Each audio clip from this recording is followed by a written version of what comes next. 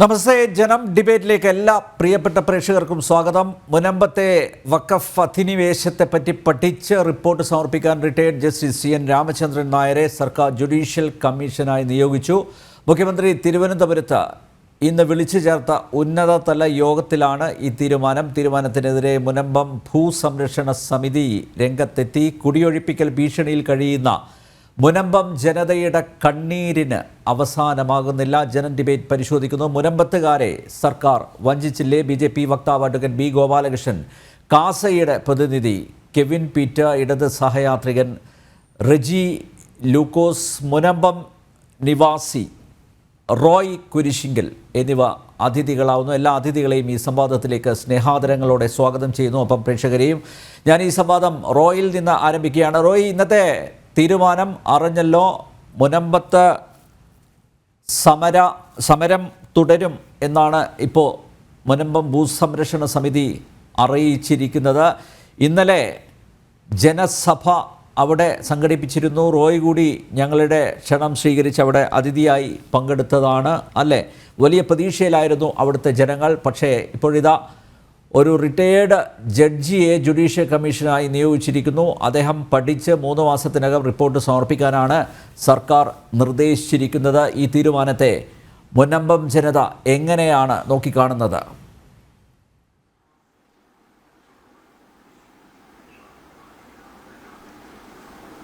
ഞങ്ങൾ ഈ തീരുമാനത്തെ നോക്കിക്കാണുന്നത് ഞങ്ങളെ സർക്കാർ വീണ്ടും വെട്ടിലാക്കി എന്നുള്ള ഒറ്റ വാക്കിൽ ഞാൻ ഒതുക്കുന്നു. കാരണം വഖഫ് എന്ന വാക്കിൻ്റെ അർത്ഥം തന്നെ നിർത്തുക എന്നുള്ളതാണ്. കഴിഞ്ഞ 3 വർഷമായിട്ട് ഞങ്ങളുടെ ജീവിതവും ജീവനോപാധികളും നിർത്തിവെച്ചിരിക്കുന്ന ഒരു സമയത്തിലൂടെയാണ് ഞങ്ങൾ കടന്നു പോകുന്നത്. പുതിയതായി ഒരു തീരുമാനവും ഇതിൽ ഉണ്ടെന്ന് എനിക്ക് തോന്നുന്നില്ല. ഞങ്ങളുടെ ഇവിടെയുള്ള ഒരു ജനതയ്ക്കും അത് ബോധ്യവുമായിട്ടില്ല. ആകെ ഒരു പുതിയ തീരുമാനം ഇന്ന് വന്നിരിക്കുന്നത് ഒരു ജുഡീഷ്യൽ കമ്മീഷനെ നിയോഗിക്കുമെന്നുള്ളതാണ്. അതിൽ കുറച്ച് കാര്യങ്ങൾ ഇതിൽ പറഞ്ഞിരിക്കുന്നത് ചർച്ച പൂർത്തിയായെന്ന് പറയുന്നു. ആരെയും കുടിയിറക്കില്ല എന്ന് യോഗത്തിൽ തീരുമാനം. ഇത് പറയാനും കേൾക്കാനും തുടങ്ങിയിട്ട് കുറച്ച് നാളുകളായി. ആരെയും കുടിയിറക്കുക എന്നല്ലല്ലോ ഇവിടുത്തെ വിഷയം. ശാശ്വതമായി ഞങ്ങൾ 2022 ജനുവരി വരെ ഞങ്ങൾ വില കൊടുത്ത് ഈ രാജ്യത്തെ നിയമമനുസരിച്ച് വാങ്ങി അനുഭവിച്ചു വച്ചിരുന്ന അവകാശങ്ങൾ, ആ ഭൂമിയിലുള്ള ഞങ്ങളുടെ ക്രയവിക്രയങ്ങൾ, ഇതെല്ലാം തടഞ്ഞുകൊണ്ടുള്ള ഒരു സമരത്തിന് അതിനെതിരെയുള്ള ഒരു സമരമായിരുന്നു കഴിഞ്ഞ 41 ദിവസമായിട്ട് സമാധാനപരമായിട്ട് ഈ ഭൂമിയിൽ നടന്നത്. അതിനെ കണ്ണടച്ചുകൊണ്ട് ചില വോട്ട് ബാങ്ക് പ്രീണനത്തിന് വേണ്ടി മാത്രം ഈ തീരുമാനമെടുത്തെന്നാണ് ഇവിടെ ഞാനടക്കമുള്ള ജനത വിശ്വസിക്കുന്നത്. ജുഡീഷ്യൽ കമ്മീഷൻ പരിശോധിക്കേണ്ട ഒരു കാര്യമാണെന്ന് എനിക്ക് തോന്നുന്നില്ല. ഇവിടെയുള്ള ഈ ബുദ്ധിമുട്ട് അനുഭവിക്കുന്ന ഒരു മനുഷ്യനും ഇതിൽ തോന്നുന്നില്ല. ഞങ്ങളോടൊപ്പം ഈ കേരള ജനതയും ഈ ഞങ്ങളുടെ തീരുമാനത്തിന് കൂട്ടുനിൽക്കും. ഇതുവരെ ഈ സമരത്തിന് കൂട്ടുനിന്നിട്ടുണ്ട്. കാരണം നീതിബോധമുള്ള ഒരു ജനതയ്ക്ക് ഇതേ ചെയ്യാൻ പറ്റുള്ളൂ. ഞങ്ങളുടെ ഈ സമരം ഇപ്പോൾ ഞങ്ങൾക്ക് വേണ്ടി മാത്രമല്ല, കേരളത്തിൽ അങ്ങോളം ഇങ്ങോളം ഈ ഒരു കാര്യത്തിന് വേണ്ടി നെട്ടോട്ടം ഓടിക്കൊണ്ടിരിക്കുന്ന, ഓരോ ദിവസം ചെല്ലും തോറും ഈ ഒരു വഖഫ് അധിനിവേശം എന്ന വാക്ക് തന്നെ ഉപയോഗിക്കേണ്ടി വരും. പുതിയ കണ്ടെത്തലുകളുമായിട്ട് വഖഫ് ബോർഡ് രംഗത്ത് വരികയാണ്. സാധാരണ മനുഷ്യന്റെ ജീവിതം ദുസ്സഹമാക്കുന്ന ഈ നിയമങ്ങൾക്കെതിരെ എങ്ങനെയാണ് സാധാരണ മനുഷ്യൻ പ്രതികരിക്കേണ്ടതെന്ന് കഴിഞ്ഞ 41 ദിവസമായിട്ട് ഞങ്ങൾ സാക്ഷികളാണ്. കേരള ജനത സാക്ഷിയാണ്. ഞങ്ങളെ മാത്രമല്ല ഈ തീരുമാനം വല്ലാതെ വിഷമിപ്പിക്കുന്നത്. നീതിബോധമുള്ള, സഹൃദയത്വമുള്ള, ഹൃദയാലുക്കളായ ഈ കേരള ജനതയെ മുഴുവൻ സർക്കാരിൻ്റെ തീരുമാനത്തെ സ്വാഗതം ചെയ്യില്ല എന്ന ഉറപ്പ് എനിക്കുണ്ട്. ഞാൻ കേരള ജനതയോട് അപേക്ഷിക്കുന്നത് തന്നെയാണ്. നീതിബോധമുള്ള, ഈ ജനാധിപത്യത്തിൽ വിശ്വസിക്കുന്ന സ്വതന്ത്ര ഇന്ത്യയിലെ ഓരോ പൗരനും ഞങ്ങളോടൊപ്പം ഇനിയും ഈ സമരത്തിലുണ്ടാവണം. ഞങ്ങൾ ഈ സമരം ചെയ്യുന്നത് യാതൊരു വർഗീയതയ്ക്ക് വേണ്ടിയല്ല. ഞങ്ങളുടെ കിടപ്പാടം ഈ ഭൂമിയിൽ ജീവിച്ച്, ഇവിടെ ജനിച്ച് ജീവിച്ച് ഇവിടെ തന്നെ മരിക്കാൻ ഞങ്ങളുടെ അവകാശമാണ്. ആ അവകാശം സർക്കാർ ഇനിയും നീട്ടിക്കൊണ്ടുപോയാൽ അകാല മരണത്തിലേക്ക് ഒരു ജനതയെ നിങ്ങൾ തള്ളിവിടുന്നതിന് തുല്യമായിരിക്കുന്നു എന്ന് മാത്രം ഓർമ്മിപ്പിക്കുന്നു. ഓക്കെ, റെജി ലൂക്കോസ്, ഞങ്ങൾ ഇന്നലെ മുനമ്പത്ത് ജനസഭ സംഘടിപ്പിച്ചിരുന്നു. വലിയ പ്രതീക്ഷയിലായിരുന്നു അവിടുത്തെ ജനങ്ങൾ. മുഖ്യമന്ത്രി എറണാകുളത്ത് ഉപതെരഞ്ഞെടുപ്പിന് മുമ്പ് സമരസമിതിക്ക് നൽകിയ ഉറപ്പ് ഇപ്പോൾ ലംഘിച്ചിരിക്കുകയാണ്. ഒരു ജുഡീഷ്യൽ കമ്മീഷനെ വെക്കാൻ ഉന്നതതല യോഗം വിളിക്കേണ്ട ആവശ്യമുണ്ടായിരുന്നോ ശ്രീ റെജി? കബളിപ്പിക്കലിൻ്റെ മറ്റൊരു മുഖമല്ലേ റെജി ഇത്? അരുന്തപ്പേരെ, ഞാൻ ആദ്യം തുടക്കത്തിലെ പറയാം, ഈ വിഷയത്തിൽ ഒരു 4-5 ചർച്ചകളിൽ ഞാൻ പങ്കെടുത്തിട്ടുണ്ട്. ഈ ഡിബേറ്റിലെല്ലാം മറ്റെല്ലാ മാനദണ്ഡങ്ങളും മാറ്റിവെച്ചുകൊണ്ട്, എന്റെ രാഷ്ട്രീയം പോലും ഞാൻ മാറ്റിവെച്ചുകൊണ്ട്, രാഷ്ട്രീയം മാറ്റിവെക്കുന്നില്ല, ഞാൻ മുൻപത്തെ ജനങ്ങൾക്ക് ഐക്യദാർഢ്യം പ്രഖ്യാപിക്കുകയും അവരുടെ അവകാശത്തിനോടൊപ്പം നിന്ന് ചർച്ച പങ്കെടുത്തതാണ്. എന്റെ സോഷ്യൽ മീഡിയ അക്കൗണ്ടിൽ ഞാൻ അതിശക്തമായി തന്നെ അവർക്ക് വേണ്ടിയിട്ട് കഴിഞ്ഞ ദിവസം ഞാൻ പോസ്റ്റ് ഇട്ടാണ്, വലിയ റെസ്പോൺസ് ഉണ്ടാക്കിയിട്ടുണ്ട്. അപ്പൊ ആദ്യം എന്റെ നിലപാട് അത് തന്നെയാണ് ഞങ്ങളുടെ രാഷ്ട്രീയ പ്രസ്ഥാനത്തിന്റെ നിലപാടെന്ന് എനിക്ക് ഉറച്ച് വിശ്വസിക്കാൻ പറ്റും. ഞാൻ ആദ്യം പറഞ്ഞുകൊണ്ട് ഈ ചർച്ചയിലേക്ക് തുടക്കം കുറിക്കും. നമ്മൾ ആദ്യം മനസ്സിലാക്കേണ്ടത്, മുൻപത്തെ ജനങ്ങള് അവരനുഭവിക്കുന്ന വിഷമങ്ങള് അവരർഹതപ്പെട്ടതല്ല. ഒന്ന്, ഈ രാജ്യത്തെ എല്ലാ നിയമങ്ങളും, ഇവിടുത്തെ രജിസ്ട്രേഷൻ നിയമങ്ങളെല്ലാം പാലിച്ചുകൊണ്ട് വസ്തു വാങ്ങിച്ചു, അത് ആധാരം എഴുതി, ക്രയവിക്രയങ്ങൾ നടത്തി, പിന്നെ എൻകംപ്രസ് സർട്ടിഫിക്കറ്റ് വാങ്ങിച്ച് ആധാരം അതിന്റെ കരടച്ചുകൊണ്ടിരിക്കുന്ന ഒരു വിഭാഗം ജനങ്ങളോട് ഒരു സുപ്രഭാതത്തിൽ വന്ന് കരടയ്ക്കാൻ പറ്റുന്നില്ല എന്ന് വില്ലേജിൽ നിന്നും ഉത്തരവ് കാണിക്കുകയും അവര് നിസ്സംഗരായിട്ട് നിൽക്കുന്നത് പരിഷ്കൃത സമൂഹത്തിൽ നല്ലൊരു ജനാധിപത്യ രാജ്യങ്ങളിൽ ലോകത്ത് ഒരിടത്തും ചിന്തിക്കാൻ പോലും പറ്റത്തില്ല. പിന്നെ ഈ അവരെ കുടിയിറക്കുക എന്ന് പറയുന്ന വാക്കിനോട് എനിക്ക് ഒരിക്കലും യോജിക്കാൻ പറ്റില്ല. കാരണം അറിയോ, അവര് കുടികിടപ്പുകാരല്ല കുടി ഒഴിക്കുന്നത്. അതൊക്കെ 1957 തീർന്നു പോയ ഒരു വേർഷനാണ് കുടിയെഴുപ്പ് എന്ന് പറയുന്നത്. അവരവിടുത്തെ കയ്യേറ്റക്കാരുമല്ല, അവരവിടെ വസ്തു നിയമപരമായിട്ട് വാങ്ങിച്ച് താമസിക്കുന്ന മനുഷ്യരാണ്. അവർക്ക് എല്ലാ ഹ്യൂമൻ റൈറ്റ്സും ഉണ്ട്. ഈ രാജ്യത്തിന്റെ ഭരണഘടന വിഭാവനം ചെയ്യുന്ന മനുഷ്യന്റെ ജീവനും സ്വത്തിനും സംരക്ഷണം നൽകുക എന്നുള്ള ഭരണഘടനകളുടെ തുടക്കത്തിലുള്ള ആർട്ടിക്കിൾ അനുസരിച്ച് ജീവിക്കുന്ന മനുഷ്യരാണ്. അപ്പോഴാണ് നമ്മൾ മനസ്സിലാക്കേണ്ടത്. പിന്നെ എന്തുകൊണ്ടാണ് നിങ്ങൾ ചോദ്യത്തിലേക്ക് വരുന്നത്? അത് ശ്രദ്ധിക്കാനുള്ള സമയം തരണം. നമ്മുടെ 4 പേരിലേ ഉള്ളൂ. നോക്കൂ, 1953 നെഹ്റുവിന്റെ കാലത്താണ് ഭൂമിയിൽ ഒരു രാജ്യത്തും ഇല്ലാത്ത രീതിയിലുള്ള ഈ മത നിയമം ഈ രാജ്യത്ത് അടിച്ചേൽപ്പിച്ചത്. 1995 നരസിംഹറാവു സർക്കാരിന്റെ കാലത്ത്, ചരിത്രം നിങ്ങൾക്ക് ഞാൻ ചുരുക്കി പറയാം, നരസിംഹറാവു സർക്കാരിന്റെ കാലത്താണ് ഈ വഖഫ് നിയമം പരിഷ്കരിച്ചുകൊണ്ട് പുറത്തു വന്നത്. 2013 അതിന് ഭീകരമായിട്ടുള്ള ഒരു 2-3 അതിക്രമ നിയമങ്ങളോട് അടിച്ചേൽപ്പിച്ചു. അതെന്താണ്? അതായത് ഏത് സമൂഹത്തിലോ ഏത് ജാതിയിൽപ്പെട്ടവർക്കും അവരുടെ വസ്തുവും സ്വത്തുക്കളും വഖഫ് ചെയ്യാം.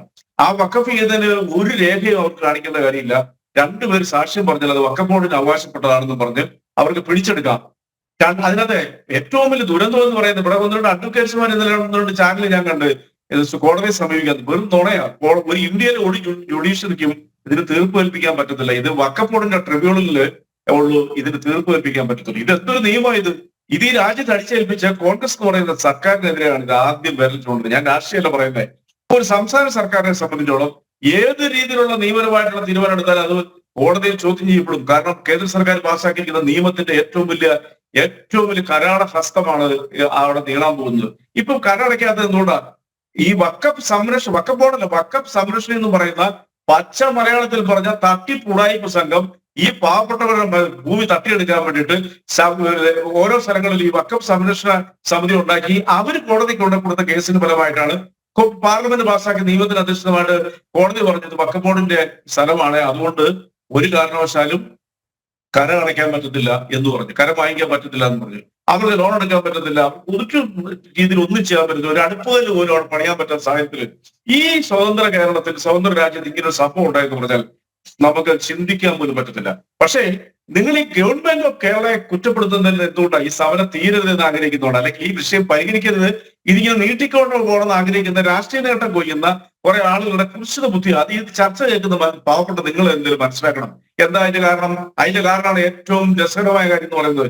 ഞാൻ ആദ്യം പറഞ്ഞു, സംസ്ഥാന സർക്കാരുകൾക്ക്, ഇന്ത്യയിലെ ഒരു സംസ്ഥാന സർക്കാരുകൾക്കും ഒരു രീതിയിലും ഇതിനകത്ത് നിയമപരമായിട്ട് ഇടപെടാൻ പറ്റത്തില്ല. പിന്നെ ചെയ്യാവുന്നതിന്റെ മാക്സിമം ഈ ഗവൺമെന്റ് ചെയ്തു.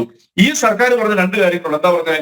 അതെന്ന് പറഞ്ഞ് അവിടുന്ന് ഒരാളെയും പോലും അവിടുന്ന് ഇറക്കി വിടുന്നത് പ്രശ്നമില്ല. അത് ഇറക്കി വിടാനായിട്ട് കേരളത്തിലെ റെജി ആർക്കും പറയാം, ഞങ്ങൾ കൂടെയുണ്ട്, ഇറക്കി വിടില്ല. ഇത് കഴിഞ്ഞ കുറേ ദിവസങ്ങളായിട്ട് പറഞ്ഞുകൊണ്ടിരിക്കുക. 41 ദിവസമായി അവരവിടെ സമരം നടത്തുക. സമാധാനപരമായിട്ടാണ്. റെജി ലൂക്കോസ്, ഒറ്റ മിനിറ്റ്. സമാധാനപരമായിട്ടാണ് സമരം നടത്തുന്നത്. അല്ല, ഞാൻ ഒറ്റ കാര്യം താങ്കളോട് ചോദിക്കുന്നുള്ളൂ. ഈ നിയമസഭാ ഉപതെരഞ്ഞെടുപ്പിന് മുമ്പ് മുഖ്യമന്ത്രി ഇവർക്കൊരു ഉറപ്പ് കൊടുത്തിരുന്നു. കാരണം ഇവരുടെ പ്രശ്നത്തിന് പരിഹാരം ഉണ്ടാക്കുന്നുള്ള ഉറപ്പ്. ഈ പരിഹാരം ഉണ്ടാക്കലാണോ ഇന്ന് കണ്ടത്?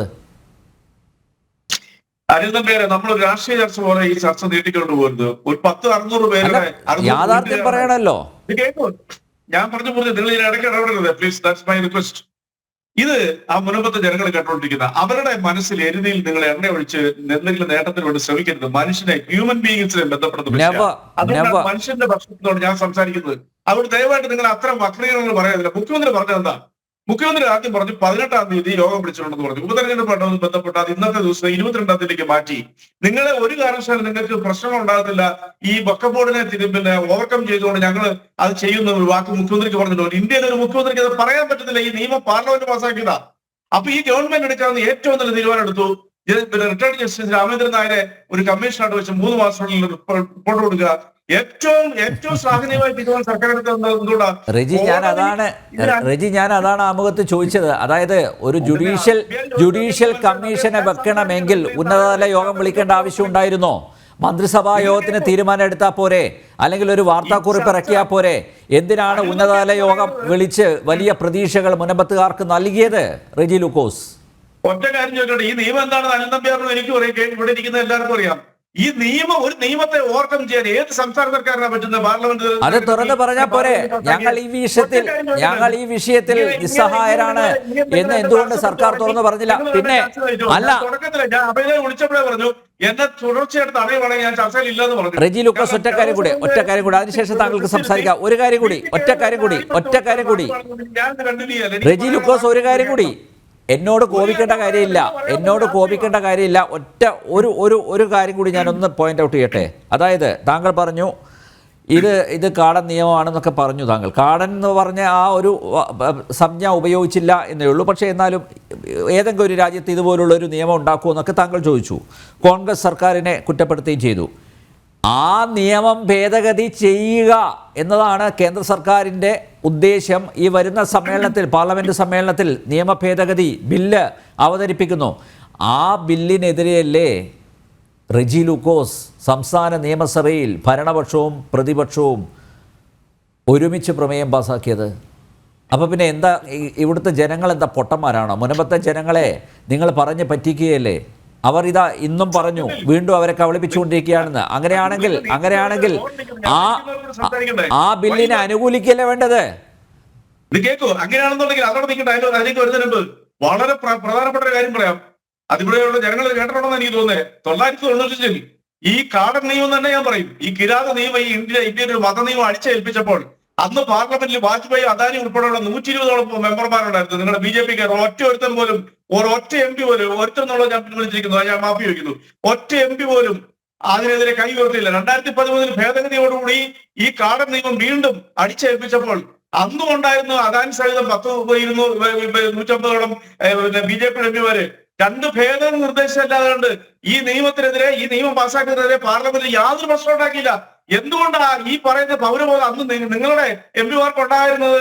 അങ്ങനെ ഉണ്ടായിരുന്നുവെങ്കിൽ തീർച്ചയായിട്ടും ഒരു ജോയിന്റ് പാർലമെന്ററി കമ്മിറ്റി ആയാലും വിടണമെന്ന് അദാനിയെ പോലുള്ള സമുന്നതരായ രാജ്യം ആദരിക്കുന്ന അന്നത്തെ MP-മാര്, ഇന്ത്യൻ പാർലമെന്റിൽ അന്നത്തെ പ്രതിപക്ഷ സുഷമ സ്വരാജായിരുന്നു. ഇതൊരു JPC ജോയിന്റ് പാർലമെന്ററി കമ്മിറ്റിക്ക് വിടണമെന്ന് ആവശ്യപ്പെടായിരുന്നു. എന്തുകൊണ്ടാണ്? 10 വർഷം കനത്ത ഭൂരിപക്ഷം ഉണ്ടായിട്ട് എന്തുകൊണ്ട് നിങ്ങൾ ഈ നിയമം പാസ്സാക്കിയില്ല? അപ്പൊ ആത്മാർത്ഥത ഇല്ലാത്തതുകൊണ്ട് നിങ്ങൾ ഒരു വിഭാഗത്തിന് ഉത്തരേന്ത്യയിൽ നിന്ന് വോട്ട് വേണം കേരളത്തിൽ ഉണ്ടാക്കാൻ വേണ്ടിയിട്ടുള്ള നിങ്ങൾ BJP കേന്ദ്ര സർക്കാരിന്റെ തെരഞ്ഞെടുത്ത MP-മാരും ആ സർക്കാരിന്റെ ഒന്നാമത്തെ കുറ്റവാളികൾ. നിങ്ങൾക്ക് ഒരു ആത്മാർത്ഥതയുമില്ല. വഖഫ് നിയമ ഭേദഗതിയെ CPM അത് അംഗീകരിക്കുമോ? CPM അംഗീകരിക്കുമോ? സർക്കാർ അംഗീകരിക്കുമോ എന്നുള്ളതാണ് ഇവിടെ വളരെ പ്രസക്തമായിട്ടുള്ള ചോദ്യം. ഒരു ഭാഗത്ത് നിങ്ങൾ പറയുന്നു മുനമ്പൻ ജനതയോടൊപ്പമാണ്, ഞങ്ങളിതാ നിങ്ങളെ ചേർത്ത് പിടിച്ചിരിക്കുകയാണ്, നിങ്ങളെ ആരെയും നിങ്ങളുടെ ഭൂമിയിൽ നിന്ന്, നിങ്ങൾ പിറന്നു വേണ ഭൂമിയിൽ നിന്ന് ഇറക്കി വിടില്ല എന്ന് പറയുന്നു. മറുഭാഗത്ത് നിങ്ങൾ തന്നെ ആ കാടൻ നിയമം എന്ന് പറയുന്ന റെജി ലൂക്കോസിന്റെ പാർട്ടി തന്നെയാണ് ആ കാടൻ നിയമത്തിൽ ഭേദഗതി വരുത്തരുത് എന്ന് ശഠിക്കുന്നത്. എന്താ മനസ്സിലാക്കണ്ടേ? ഇരട്ടത്താപ്പല്ലേ ഇത്? അല്ല, നമ്പർ 1 ഇരട്ടത്താപ്പാരാ. 2 തവണ പാർലമെന്റിൽ ഈ കിരാത നിയമം വന്നപ്പോ കൈപൊക്കിയ നിങ്ങളുടെ MP-മാരല്ലേ ഒന്നാമത്തെ കുറ്റവാളികൾ. അന്ന് നിങ്ങൾക്ക് അറിയത്തില്ലായിരുന്നു നിയമത്തെ കുറിച്ച്. ഏതൊരു മതസ്ഥനും വഖഫ് ചെയ്യാം, ആരുടെ ഭൂമിയും വഖഫിൽ ചെയ്തിട്ടുണ്ടെന്ന് തോന്നിയാൽ 2 പേര് സാക്ഷ്യം പറഞ്ഞാൽ അത് പിടിച്ചെടുക്കാവുന്ന നിയമം വന്നപ്പോൾ നിങ്ങൾ എന്തുകൊണ്ടാണ് അവിടെ കൈപൊക്കി കൊടുത്തത്? പാസ്സാക്കാനായിട്ട് നിങ്ങളുടെ MP-മാര് 10-100 MP-മാരെന്ന് പാർലമെന്റിലായിരുന്നു 2013. ആ നിങ്ങളല്ലേ കുറ്റവാളികൾ? 10 വർഷം മൃഗീയ ഭൂരിപക്ഷം ഉണ്ടായിട്ടും നിങ്ങൾ എന്തുകൊണ്ട് ഈ നിയമം പിൻവലിച്ചില്ല? പഴയ കാര്യം വിട് റെജി, നമുക്ക് പുതിയതിനെ കുറിച്ച് ചിന്തിക്കാം. എന്തായാലും ഈ വരുന്ന സമ്മേളനത്തിൽ അവതരിപ്പിക്കുന്ന ബില്ല് അത് അംഗീകരിക്കുമോ, അതിനോട് യോജിക്കുമോ? ആ ബില്ല്, നിങ്ങൾ പറയുന്ന ഈ കാട നിയമം മാറണമെങ്കിൽ ആ ഭേദഗതിയെ അംഗീകരിക്കുകയല്ലേ വേണ്ടത്? ആ ഭേദഗതിയെ പിന്തുണയ്ക്കുകയല്ലേ വേണ്ടത്? എന്തുകൊണ്ട് അങ്ങനെ ഒരു പിന്തുണ CPM-ൻ്റെ ഭാഗത്തു നിന്നോ ഇടതുപക്ഷത്തിൻ്റെ ഭാഗത്തു നിന്നോ സംസ്ഥാന സർക്കാരിൻ്റെ ഭാഗത്തു നിന്നോ ഉണ്ടാകുന്നില്ല? മറിച്ച് നിയമ ഭേദഗതിയെ എതിർത്തുകൊണ്ട് നിങ്ങൾ ഇരുകൂട്ടരും, കക്ഷിയും അതുപോലെ പിന്നെ നിയമസഭയിലെ പ്രതിപക്ഷവും, നിങ്ങൾ അങ്ങനെ സംയുക്ത പ്രമേയം പാസാക്കിയില്ലേ? അല്ല, നിങ്ങളെന്തിനാ CPM-നെ കുറ്റപ്പെടുത്തുന്നത്? CPM ആണല്ലോ പ്രതിസ്ഥാനത്ത്. ആദ്യത്തെ കുറ്റവാളികൾ, എന്നിട്ട് അത് കഴിഞ്ഞിട്ട് ഞങ്ങളെ ശിക്ഷിക്കേ. ഇനി ഞാൻ അതിന് മറുപടി പറയാം. ഇന്ത്യൻ പാർലമെന്റിൽ കൊണ്ടുവരുന്ന BJP കൊണ്ടുവരുന്ന ഏത് നിയമ ഭേദഗതിയെയും അത് ജോയിന്റ് പാർലമെന്ററി കമ്മിറ്റിക്ക് വിട്ട് അത് ഡിസ്കസ് ചെയ്തതിന് മാത്രമേ ഉള്ളൂ അത് പാസ്സാക്കാൻ പറ്റുള്ളൂ. ഞങ്ങളുടെ നിലപാട് സുസ്ഥിരമായ നിലപാടാണ്. അത് സുസ്ഥിരമായ നിലപാടാണ്. നിങ്ങൾക്ക് കൈവെക്കാൻ വേണ്ടിയിട്ടല്ല അവിടെ ഇരിക്കുന്നത്. നിങ്ങൾ കൈവക്കി നിയമം പാസ്സാക്കി കൊടുത്തോ? നിങ്ങൾക്ക് കൈവെക്കാനായിട്ടല്ല ഞങ്ങളുടെ MP-മാർ ഞങ്ങൾ തെരഞ്ഞെടുത്തുകൊണ്ടിരിക്കുന്നത്. അത് ഈ മുനമ്പത്ത് ജനങ്ങൾ ആദ്യമായിട്ട് മനസ്സിലാക്കണം. അവിടെ വർഗീയ വിഭജനം ഉണ്ടാക്കി ഇവിടെ മുനമ്പത്തുകാർക്ക് അതൊക്കെ നന്നായിട്ട് അറിയാം. മുനമ്പത്തുകാരോടൊപ്പം ആരുണ്ട് എന്ന് മുനമ്പത്തുകാർക്ക് നന്നായിട്ടറിയാം. ഞങ്ങളാണ് അവിടെ ഉള്ളത്. ആരുണ്ട്? 2016 അദ്ദേഹം ചെയ്തെന്താണെന്നറിയോ? നമുക്ക് ചോദിക്കാം ആര് കൂടെയുണ്ട് നമുക്ക് ചോദിക്കാം. അല്ല, റോയിയോട് ചോദിക്കാം. റോയ് കഴിഞ്ഞ 41 ദിവസമായി സമരം നടത്തുകയാണ് മുനമ്പത്തെ ജനത. നിങ്ങളോടൊപ്പം ആരുണ്ട്? ഈ പറയുന്ന റെജി ലൂക്കോസിന്റെ പാർട്ടി നിങ്ങളോടൊപ്പം ഉണ്ടോ? വൈപ്പിൻ MLA ഉണ്ണികൃഷ്ണൻ, അദ്ദേഹം CPM-കാരനാണ്. അയാൾ അങ്ങോട്ട് വന്നിരുന്നോ? അല്ലെങ്കിൽ ഏതെങ്കിലും ഒരു കോൺഗ്രസ് നേതാവ് വന്നിരുന്നോ? എന്തെങ്കിലും ഒരു ഉറപ്പ് നിങ്ങളുടെ പ്രശ്നം ശാശ്വതമായി പരിഹരിക്കും എന്ന വ്യക്തമായ ഉറപ്പ് ആരുടെ ഭാഗത്തു നിന്നാണ് ഉണ്ടായത്? റോയി, ഇവിടെ നമുക്ക് റെജി പറഞ്ഞതിനോട് ഞാൻ 100% യോജിക്കുന്നു. നമുക്ക് ഇതിനെ ഒരു കക്ഷി രാഷ്ട്രീയ വിഷയത്തിൻ്റെ ആ ഒരു ചട്ടക്കൂടിൽ നിർത്തേണ്ടതില്ല. ഇത് അതിജീവനത്തിൻ്റെ പ്രശ്നമാണ്. അതിൽ രാഷ്ട്രീയമില്ല, അതിൽ മനുഷ്യത്വം, മാനവികത മാത്രമേ കാണുന്നുള്ളൂ. ഈ സമരത്തിൽ നിങ്ങളോടൊപ്പം ആരുണ്ട് റോയ്?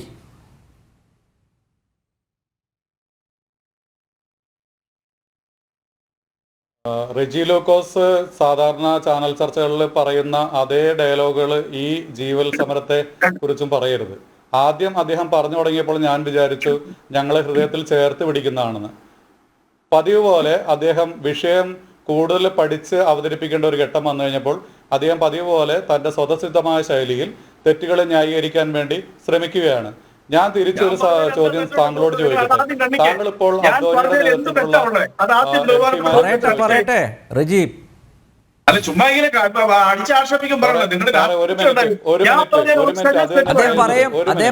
എവിടെയാണ് നിങ്ങൾക്ക് അന്ന്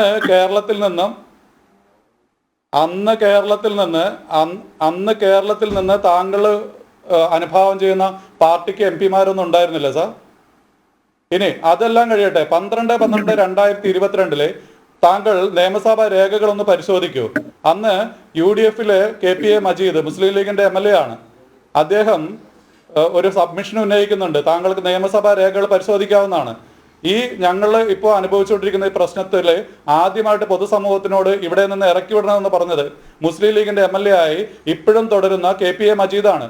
ആ സബ്മിഷന് മറുപടിയായി ഈ സർക്കാരിന്റെ കീഴിലുള്ള വഖഫ് മന്ത്രി, അങ്ങനെ പറയുന്നതിൽ എനിക്ക് കുറച്ച് വിഷമമുണ്ട്, ന്യൂനപക്ഷ മന്ത്രിയാണ്, ഞാൻ കൂടി ഉൾപ്പെടുന്ന ഒരു സമുദായത്തിന്റെ കാര്യങ്ങൾ നോക്കുന്ന ഒരു മന്ത്രിയാണെന്നാണ് എന്റെ ചെറിയ അദ്ദേഹം അതിന് മറുപടി കൊടുത്ത് താങ്കളൊന്ന് പരിശോധിക്കണം. ഈ ഭൂമി വഖഫാണെന്ന് തിരിച്ചു പിടിക്കുമെന്നും ഞങ്ങളെ അവിടുന്ന് ഇറക്കി വിടുമെന്നും ഈ രണ്ട് ഭരണപക്ഷത്തും പ്രതിപക്ഷത്തുമുള്ള ആളുകളല്ലേ പറഞ്ഞത്. അന്ന് മറ്റൊരു കാര്യം കൂടി അദ്ദേഹം പറഞ്ഞു. താങ്കൾ ഇപ്പൊ കരമടക്കുന്ന കാര്യത്തെ കുറിച്ച് പറഞ്ഞല്ലോ. കരമടക്കുന്നത് ഒരു ചെറിയ കാര്യമാണ്, അതൊരു കള്ളത്തട്ടിപ്പാണെന്നാണ് അദ്ദേഹം പറഞ്ഞത്. എന്താണെന്നറിയാവോ? ഞങ്ങളിൽ നിന്ന് പണം പിരിച്ചിട്ട് സർക്കാരിലോട്ട് പോയിരുന്ന പണം വരട്ടെ, അതിനിപ്പോ എന്താണ് വഖഫ് സംരക്ഷണ സമിതിക്കും വഖഫ് ബോർഡിനും എന്താ കുഴപ്പമെന്ന് ചോദിച്ചത്. ഞങ്ങളിത് തിരിച്ചു പിടിക്കുക തന്നെ ചെയ്യുന്നതെന്ന് ഈ കേരള സമൂഹത്തിനോട് ആദ്യം വിളിച്ചു പറഞ്ഞത് ഇടതുപക്ഷവും വലതുപക്ഷവും കൂടിയാണ്. കുറച്ചു നേരത്തെ അവതാരകൻ സൂചിപ്പിച്ചതുപോലെ അതിനുശേഷം ഈ 139 MLA-മാരും കൂടി അല്ലേ രണ്ട് കൈകളും പോക്കി ആകാശത്തേക്ക് പോക്കി ഞങ്ങൾക്കെതിരെ പ്രമേയം പാസ്സാക്കിയത്? അതല്ലേ സാർ വാസ്തവം? എന്തുകൊണ്ട് അത് മറച്ചു പിടിക്കുന്നു? ഇതൊന്നും ഞാൻ ഉണ്ടാക്കി പറയുന്നതല്ലോ. താങ്കൾക്ക് നിയമസഭാ രേഖകൾ പരിശോധിച്ചു കഴിഞ്ഞാൽ കിട്ടാവുന്നതല്ലേ. എന്നിട്ട് ഇവിടെ വന്നിരുന്ന് താങ്കൾ ഇങ്ങനെ പറഞ്ഞത്, താങ്കൾ അനുഭാവം ചെയ്യുന്ന പാർട്ടിക്ക് അവിടെ അന്ന് പാർലമെന്റിൽ ആരും ഉണ്ടായിരുന്നില്ലേ? ഇനി അതുപോട്ടെ, ഇപ്പോൾ നമ്മളെ പ്രതിനിധാനം ചെയ്യുന്ന കേരളത്തിൽ നിന്നുള്ള രാജ്യസഭയിലെ MP ഇതിനെക്കുറിച്ച് സംസാരിച്ചിട്ടില്ല എന്ന് താങ്കളൊന്ന് പാർലമെന്റ് രേഖകൾ രാജ്യസഭയിൽ ഒന്ന് പരിശോധിച്ച് നോക്കുക. മറ്റൊരു കാര്യം കൂടിയുണ്ട്. കേരളത്തിലെ UDF MP ഇതിനെക്കുറിച്ച് ഘോരഘോരം അവിടെ പ്രസംഗിച്ചപ്പോൾ അവിടെ ഒരു പ്രതിനിധി ഉണ്ടല്ലോ, എനിക്ക് തോന്നുന്നു ആലപ്പുഴയിൽ നിന്നുള്ള MP, അദ്ദേഹം എന്തെങ്കിലും പറഞ്ഞതായിട്ട് താങ്കൾക്ക് അറിയാവോ? ഉണ്ടെങ്കിൽ ഞങ്ങൾക്ക് മറുപടി തരിക. അപ്പൊ അതുകൊണ്ട് ഇതൊരു ജീവൽ മരണ പോരാട്ടമാണ്. ജനിച്ച മണ്ണിൽ ജീവിക്കാനും ഇവിടെ ജോലി ചെയ്ത് അധ്വാനിച്ച് ഞങ്ങളുടെ മാതാപിതാക്കൾ നേടിയ ഈ ഭൂമിയിൽ തന്നെ ജീവിക്കാനും മരിക്കാനുമുള്ള ഒരു അവകാശത്തിന് വേണ്ടിയാണ്. ഇതിൽ വർഗീയത കയറ്റരുത്, ഇതിൽ രാഷ്ട്രീയം കയറ്റരുത്. താങ്കൾ ആദ്യം പറഞ്ഞ പകുതി ഞാൻ അംഗീകരിക്കുന്നു, രണ്ടാമത് പറഞ്ഞ് ഞാൻ നിരാകരിക്കുന്നു. കാരണം ഇവിടെ ഞങ്ങളോടൊപ്പമുള്ള ആരാണെന്നുള്ള ഈ കേരള സമൂഹം കാണുന്നുണ്ട്. ഈ ചർച്ചകൾ ഇവിടെ തുടങ്ങുന്നതിന് മുമ്പ് ഇവിടെ സുരേഷ് ഗോപി എന്ന് പറയുന്ന കേന്ദ്രമന്ത്രി വന്നതിന് ശേഷമല്ലേ ഇവിടെ പൊതു മാധ്യമങ്ങളിലൂടെ വന്നു തുടങ്ങി. അതിനു മുമ്പും നമ്മൾ ഈ ചർച്ച നടത്തുന്ന ചാനൽ അവിടെ ഉണ്ടായിരുന്നു സാർ. അത് ഞങ്ങൾക്ക് മറക്കാൻ പറ്റില്ല. ഞങ്ങൾക്ക് പാലക്കാട് നിന്നുള്ള BJPയെ പ്രതിനിധീകരിക്കുന്ന ഇപ്പോൾ സ്ഥാനാർത്ഥിയായി നാളെ റിസൾട്ട് വരാനുള്ള ഒരു സ്ഥാനാർത്ഥിയും കൂടി അവിടെ വന്നിരുന്നു. ഇത് ഞാൻ പറയുന്ന രാഷ്ട്രീയമല്ല സാർ. മനുഷ്യ ഹൃദയമുള്ള മനുഷ്യത്തിൽ മനസ്സിൽ അലിവുള്ള ആരും ഇവിടെ വന്നു പോകും. അതാണ് ഞങ്ങളുടെ അവസ്ഥ. അങ്ങനെയാണെങ്കിൽ സാർ ഇപ്പൊ ഐക്യദാർഢ്യം പ്രഖ്യാപിച്ചല്ലോ, സാറും വരണം ഞങ്ങളുടെ സമരപന്തലിലേക്ക്. ഞങ്ങൾ എങ്ങനെയാണ് സമരം ചെയ്യുന്നതെന്ന് കാണണം, ഇവിടെയുള്ള ആളുകൾ എങ്ങനെയാണ് ജീവിക്കുന്നതെന്ന് കാണണം. അവിടെ ഞങ്ങൾ രാഷ്ട്രപിതാവിന്റെ പടം വെച്ചിട്ടുണ്ട്. ആ ഒരു ചിത്രത്തിൽ വെച്ച് തന്നെയാണ് സാർ, അദ്ദേഹത്തിന്റെ മൂല്യങ്ങൾ മാത്രമാണ് ഞങ്ങൾ ഈ കേരള സമൂഹത്തിനോട് പറയുന്നത്. താങ്കൾ അത് ആലോചിക്കുന്നുണ്ടോ? ഒരു പ്രോഗ്രസീവ് കമ്മ്യൂണിറ്റിക്ക് പറ്റിയ ഒരു നിയമമല്ല എന്ന് താങ്കൾ പറഞ്ഞല്ലോ. താങ്കൾ ഞങ്ങളോടൊപ്പം ചാനൽ ചർച്ചയിൽ പറയുന്നതിനുപരിയായിട്ട് മറ്റുള്ള താങ്കൾ അനുഭവം ചെയ്യുന്ന ഞങ്ങളെക്കാൾ കൂടുതൽ സ്വാധീനമുണ്ടല്ലോ ഈ സർക്കാരിൽ. ഞങ്ങൾക്ക് വേണ്ടി വാദിക്കണം സാർ, ദയവായി ഞങ്ങളുടെ അപേക്ഷയാണ്. ജീവിക്കാൻ വേണ്ടിയുള്ള ഈ സമരത്തിനെ താങ്കളെ പോലുള്ള ആൾക്കാരെ രണ്ട് വിധത്തിൽ കാണരുത്. അത് ഇരട്ടത്താപ്പാണ്. ഇന്ന് വന്ന തീരുമാനങ്ങളും അതേ രീതിയിൽ തന്നെ ഞങ്ങൾ കാണുന്നു സാർ. ഇതിൽ ഇന്ന് എന്ത് തീരുമാനം സാർ പുതിയതുള്ളത്? കുടിയൊഴിപ്പിക്കൽ എന്നുള്ള മോഹന വാഗ്ദാനോ? കുടിയൊഴിപ്പിക്കൽ നേരത്തെ നടന്നിട്ടില്ല സാർ. അവിടെ ഞങ്ങൾ ആദ്യമായിട്ടുള്ള ഈ സമരം ചെയ്യുന്നതും കേസ് നടത്തുന്നതും. പിന്നെ ഞങ്ങൾക്ക് നോട്ടീസ് കിട്ടിയിട്ടില്ലെന്നാ പറയുന്നത്. എനിക്ക് ആകെ ഇവിടെ ഒരു 10 സെന്റ് സ്ഥലമുണ്ട്. ഞാൻ നാളെ ഈ പറയുന്ന ആളുകൾക്ക് എൻ്റെ ആധാരം കൈമാറാൻ റെഡിയാണ്. കുഴുപ്പുള്ളി വില്ലേജ് ഓഫീസിൽ ചെന്നിട്ട് അതിന്റെ കരമൊന്നടച്ച് ഞാൻ ചോദിക്കുന്ന സർട്ടിഫിക്കറ്റുകൾ, ഈ ഇന്ത്യൻ പൗരൻ എന്ന നിലയിൽ ഒരു 10 സെന്റ് വസ്തു കയ്യിലുണ്ടെങ്കിൽ അദ്ദേഹത്തിന് കിട്ടേണ്ട റവന്യൂ രേഖകളുണ്ടല്ലോ, അതൊന്ന് വാങ്ങി തരുവാൻ ആർക്കെങ്കിലും സാധിക്കുമോ? പുതിയത് ചില ഒരു പ്രസ്താവന കണ്ടിരുന്നു, സമരം മാത്രം പുതിയതാണെന്ന്. ഞങ്ങൾ നിയമം പാലിക്കുന്ന ആളുകളാണ് സാർ. ഒരു പ്രശ്നമുണ്ടായി കഴിഞ്ഞാൽ സമരത്തിനല്ല ആദ്യം പോകേണ്ടതെന്ന് വിശ്വസിക്കുന്ന ജനാധിപത്യ വിശ്വാസികളാണ്. നിയമത്തിന്റെ വഴി തേടി ഞങ്ങൾ കാത്തിരുന്നു. 3 വർഷമാകുമ്പോൾ 2025 ജനുവരിയിൽ വരുമ്പോൾ എന്നിട്ടാണ് ഞങ്ങൾ സമരത്തിലേക്ക് പോയത്. അല്ല, ഇതാരെയും കരിവാരിത്തേക്കാനല്ല, ഇത് ജീവിക്കാനുള്ള അവകാശത്തിന് വേണ്ടിയുള്ള സമരമാണ്. എനിക്ക് വിശ്വാസമുണ്ട്, ഞാനും വിശ്വസിച്ചിരുന്ന, ഞാനും അനുഭവം കാണിച്ചിരുന്ന ഒരു പാർട്ടിയാണ് താങ്കൾ പറയുന്ന പാർട്ടി. താങ്കളെ പോലെ തന്നെ ഞാനും അനുഭവം പ്രകടിക്കുന്ന പാർട്ടിയാണ്. ഞാൻ ആ പാർട്ടിയിൽ വിശ്വസിക്കുന്നുണ്ട്. ഇവിടുത്തെ കേരള ചരിത്രം നോക്കുക, എന്തെല്ലാം സമരങ്ങൾ നടന്നാണ്. ഈ സമരത്തെ പിന്തുണയ്ക്കാൻ ഞാൻ ആരെയും കാണുന്നില്ല. Yes, advocate Gopalakrishnan, VS Achuthanandan സർക്കാരാണ് ജസ്റ്റിസ് നിസാർ കമ്മീഷനെ വെച്ചത് അല്ലേ? ആ നിസാർ കമ്മീഷനാണ് എഴുതി കൊടുത്തത് മുനമ്പത്തേത് വഖഫ് ഭൂമിയാണെന്ന്. അദ്ദേഹമാണ് ഈ പ്രശ്നങ്ങളൊക്കെ തുടങ്ങി വെച്ചത് എന്നൊരർത്ഥത്തിൽ പറയാം. ഇപ്പോൾ നോക്കൂ, മറ്റൊരു കമ്മീഷനെ വെച്ചിരിക്കുകയാണ്, ജസ്റ്റിസ് രാമചന്ദ്രൻ നായർ കമ്മീഷൻ. അപ്പോൾ ഇങ്ങനെയൊരു കമ്മീഷനെ വെക്കുന്നത് കൊണ്ടുള്ള പ്രയോജനം എന്താണ്? ഇത് പിന്നെയും ഇങ്ങനെ നീട്ടി കൊണ്ടുപോവുക എന്നതിനപ്പുറത്തേക്ക് സർക്കാർ ഈ വിഷയത്തിൽ സതുദ്ദേശപരമായി ഇടപെടാൻ ആഗ്രഹിക്കുന്നില്ല എന്ന് തന്നെയല്ലേ മനസ്സിലാക്കേണ്ടത്?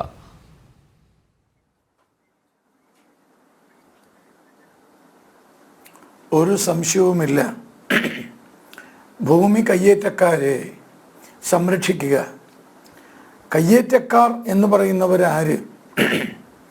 വഖഫ് സംരക്ഷണ സമിതി പറയുന്നു, പാവപ്പെട്ട ഈ ക്രിസ്ത്യൻ മത്സ്യത്തൊഴിലാളികളാണ് കയ്യേറ്റക്കാർ. അവർ 2022 വരെ നികുതി അടച്ചവരാണ്. ഞാൻ ഈ മുനമ്പം പ്രദേശത്ത് പോയിരുന്നു.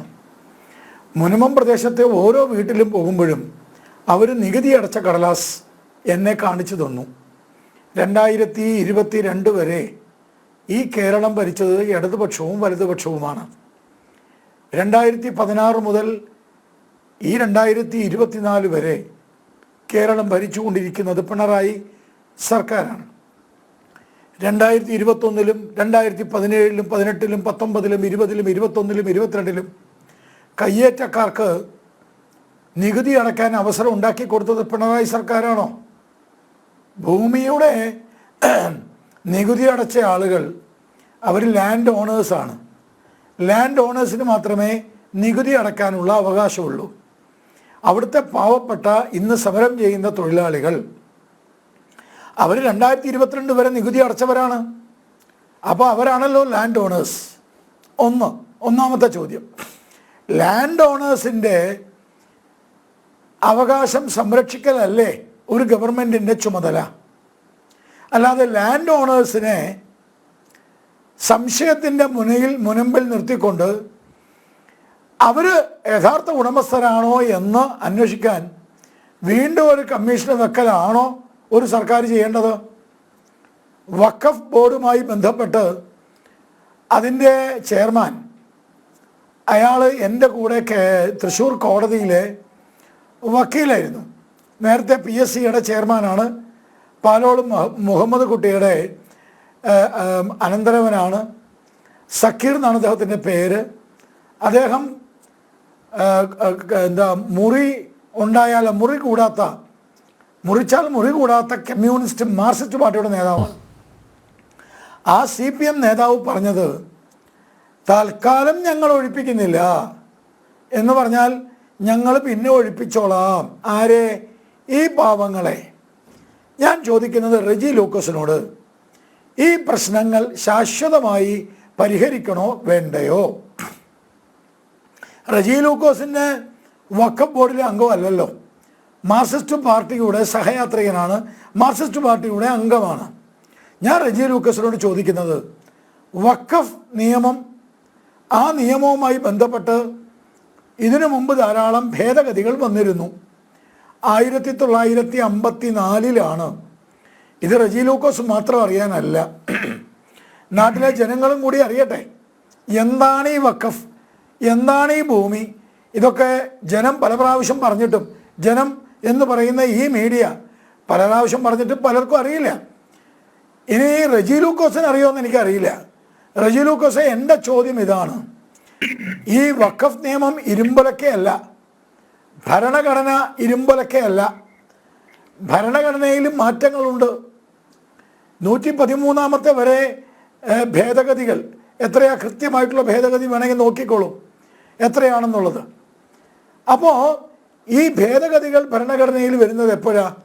ഭരണഘടന തയ്യാറാക്കിയ സമയത്തുള്ളതിൽ നിന്ന് വ്യത്യസ്തമായിട്ടുള്ള സാഹചര്യങ്ങൾ ഉണ്ടാകുമ്പോഴാണ് നമ്മൾ ഭരണഘടനാ ഭേദഗതി വരുന്നത്. അതേപോലെ വഖഫ് ബോർഡിനും വഖഫ് നിയമത്തിനും 1954 വഖഫ് നിയമത്തിനും ഭേദഗതി ഉണ്ടായി. അതാരാണ് ഭേദഗതി ഉണ്ടാക്കിയത്? 1995 കോൺഗ്രസ് സർക്കാരാണ് ഭേദഗതി ഉണ്ടാക്കിയത്. അതിൻ്റെ അടിസ്ഥാനത്തിലാണ് 32 ബോർഡുകൾ നിലവിൽ വന്നത്, സെൻട്രൽ വഖഫ് കൗൺസിൽ നിലവിൽ വന്നത്. അത് പിന്നെയും ഭേദഗതി കൊണ്ടുവന്നു. അതാരാ കൊണ്ടുവന്നത്? കോൺഗ്രസ് ആണ്. ആ കോൺഗ്രസ് സർക്കാരിനെ CPM പിന്തുണച്ചതാണ്. 2013 സർക്കാരിനെ പിന്തുണച്ചിട്ടില്ല, ഞാൻ സമ്മതിക്കാം. പക്ഷേ ശാരീരികമായി പിന്തുണച്ചില്ലെങ്കിലും മാനസികമായി പിന്തുണച്ചതാണ്.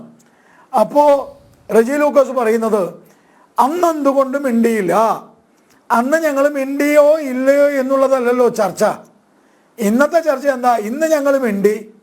ഇന്ന് ഞങ്ങൾ ഈ 2013 നിയമത്തെ മാറ്റം വരുത്താൻ ആഗ്രഹിക്കുന്നു. അല്ല, ഒരു മിനിറ്റ് ഞാൻ പറയട്ടെ, എന്നിട്ട് ചിരിക്കാം. അപ്പം അങ്ങനെയാണല്ലോ സാധാരണ, കാലാകാലങ്ങളിൽ മാറ്റങ്ങൾ വരുന്നു. എന്നാൽ പിന്നെ 101ാമത്തെ അമെൻമെൻറ്റ്, 102ാമത്തെ അമെൻമെൻറ്റ് വേണ്ട.